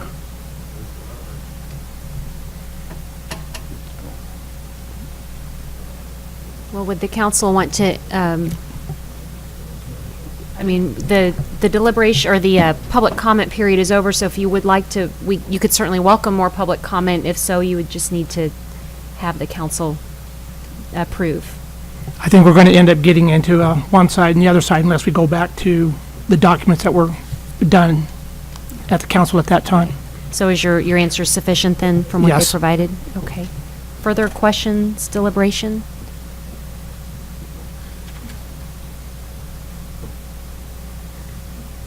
So before the council votes, would you then remind us of the, since the TIF commission did not approve, what the vote would need to be? Yes, Mayor, because the TIF Commission recommended unanimously in opposition to the approval of this TIF plan, it would require a 2/3 majority vote of the council, the entire council, to approve it. So you would have to have 7 yes votes for approval this evening. Okay. Are there any questions about the process or procedure from council? Okay. Mr. Kroll? So just for clarification, then, the TIF plan is on, that we're going to be talking about, but there is a contract that would implement that TIF plan consistent with what's been discussed previously at least a month ago. Yes, and that was the TIF plan that I went over the summary for. You did get a staff report today. You know, again, I apologize for the short turnaround, but it was the best that we could do under the circumstances, and still, you know, at least give you the opportunity to consider this deal. Otherwise, I might note that the 90 days after the TIF Commission hearing runs on Wednesday. So, you know, just failure to act on this also essentially, it doesn't necessarily kill the plan, but it would require the plan to go all the way back through the TIF Commission hearing process before it could come back to the council again. So, you know, one way or the other, you know, yes or no, this evening, you know, it probably does essentially kill it from practical purposes to not make a decision this evening. Okay, thank you. All right, so before we take a vote, I want to make sure everybody's clear and everybody's had their questions answered. Okay, Councilman Graham? I guess mine isn't a question, more of a statement, I guess, as it relates to, I want to thank everybody for what they've done to arrive us to get to this point. I guess mine still have two biggest concerns, and one is the way in which we're using the lodging tax to gain back for revenue, and then those hotels not annexed as we vote. So I will be voting no based on those two facts. So. Okay. Any further questions? Councilman Mahalovich? I also want to commend staff and our developers and interested citizens to shine light on this and get involved in the political process. And I also want to say that each TIF would stand on its own merit in my book. We're not against TIFs. We're not for TIFs, I don't think, as a body. We voted for the mall on reasons that we thought was valid at the time, and however this one falls that way. But I wouldn't call it a discouragement one way or the other for other developers to try to use the TIF process in ways that would move our city forward. I've studied this issue and can argue almost both sides of it. And however, if you don't have enough money to pay for a project, sometimes you have to scale those projects back without funding and financing of this sort. So in my mind, the scale of this project is beyond what I'm willing to finance. And furthermore, I do believe its development would have a chilling effect on further development that could be around the corner. The annexation is very much needed, and the annexation had its opportunity years ago, and we've had some opportunity costs without that annexation. So for us to be tapping into that fund for this development also concerns me, as it does previous council discussions. I'm real sure that the voters voted for a conference center, to use this money for the conference center. And nowhere in this contract says that this dollars go dollar for dollar into the remodeling of the conference facilities at the old Truman. And had that been a stipulation, I might have been able to kind of feel good about it. But I believe that the dollars that the taxpayers voted for was for a conference center, and I think that without this money, it puts even our conference center future in peril. So for those reasons, I'm voting no. Councilman Hussey? I'm going to disagree to a certain extent with the previous speaker, because I think that a project like this grows that fund as well. And so, you know, by the annexation of 2 hotels, the construction of 2 new hotels, the lodging tax fund, and that full quantity would grow over time. And so, if anything, you would see an increase in dollars that could potentially be dedicated to a conference center in the long run, by supporting a project like this, is the way that I look at the math and such. I too appreciate everybody's involvement. I appreciate when developers desire to spend their money on large projects in this community. I think that these economic incentives are there to help work these projects. I understand the nature of business and how certain people, you know, are in a competitive nature. They question numbers and such. We've contracted with consultants and individuals that have provided us feedback that says the numbers stack up. The blight study matches. The project passes the but-for test, it's within reason. And so I look at that and say, this is a chance to address a corridor there with new quality development. And I think it's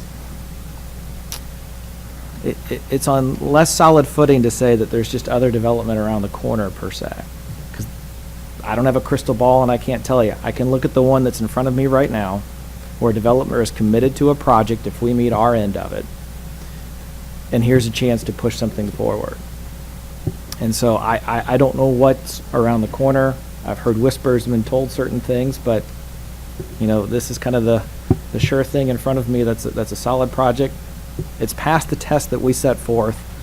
I think as a council, we kind of came to a consensus early on that this was our preferred approach, a one contract approach that required annexation. I felt like we've pushed for that all along. I can't say that I heard great objection early in the process to that approach.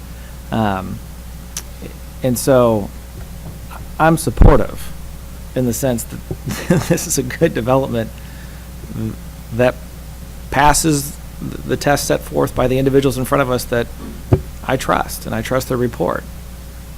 And so hearing the conversation, that may not be the feeling of enough of us on the council this evening to push this forward, but we need development, we need growth in Jefferson City, and this is an opportunity to do that.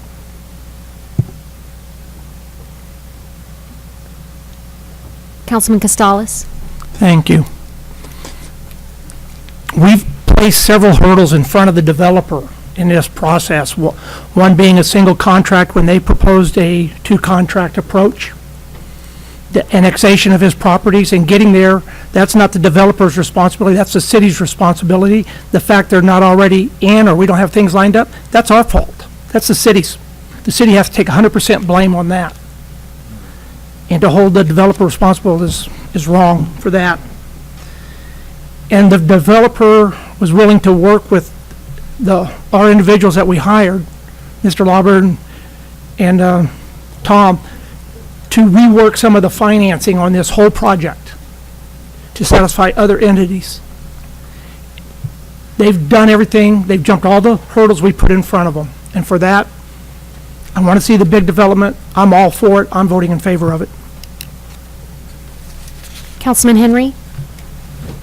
So we get, as council members, I'm sure city staff gets this question as well, how do we continue to move this city forward?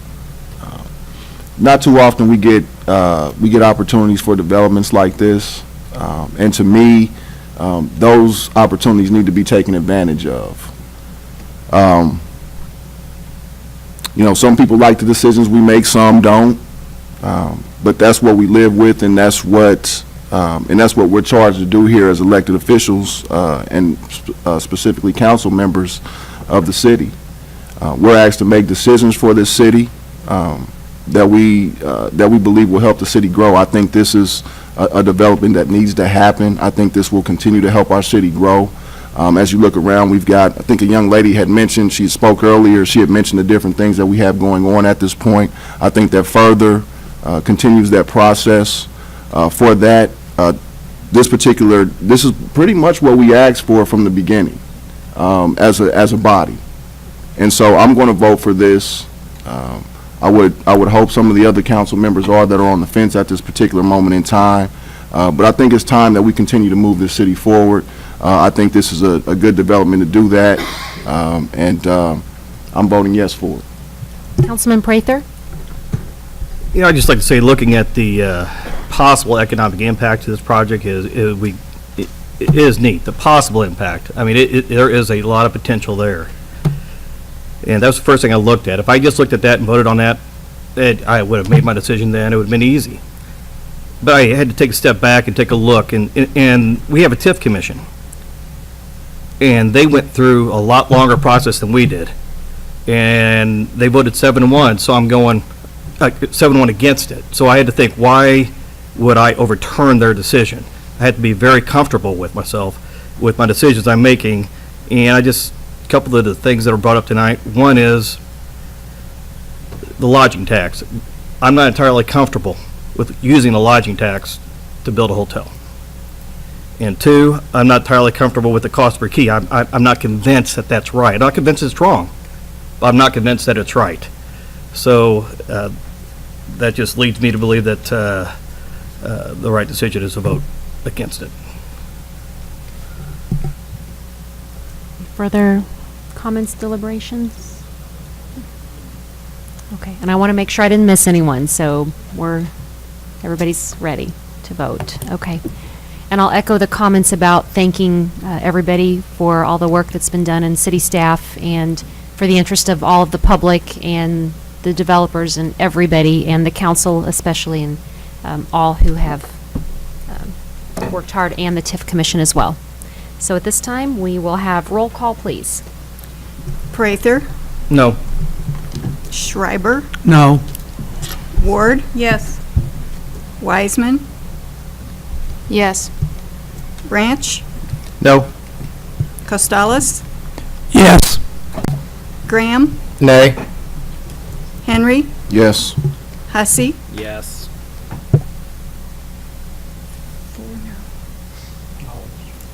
Mahalovich. No.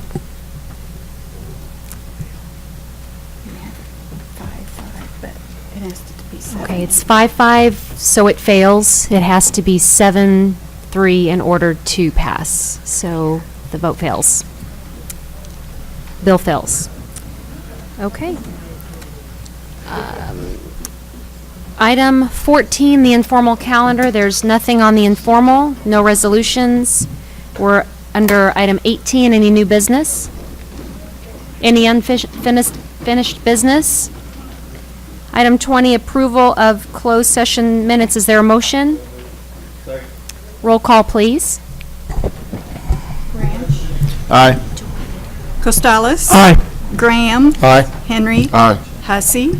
Aye. Mahalovich. Aye. Prather. Aye. Schreiber. Aye. Ward. Aye. Wiseman. Aye. Motion passes. We will not be going into closed session 21, so 22, motion to adjourn. Second. Roll call, please. Oh, voice vote. All in favor? Aye. Okay. We'll call this meeting adjourned. Thank you.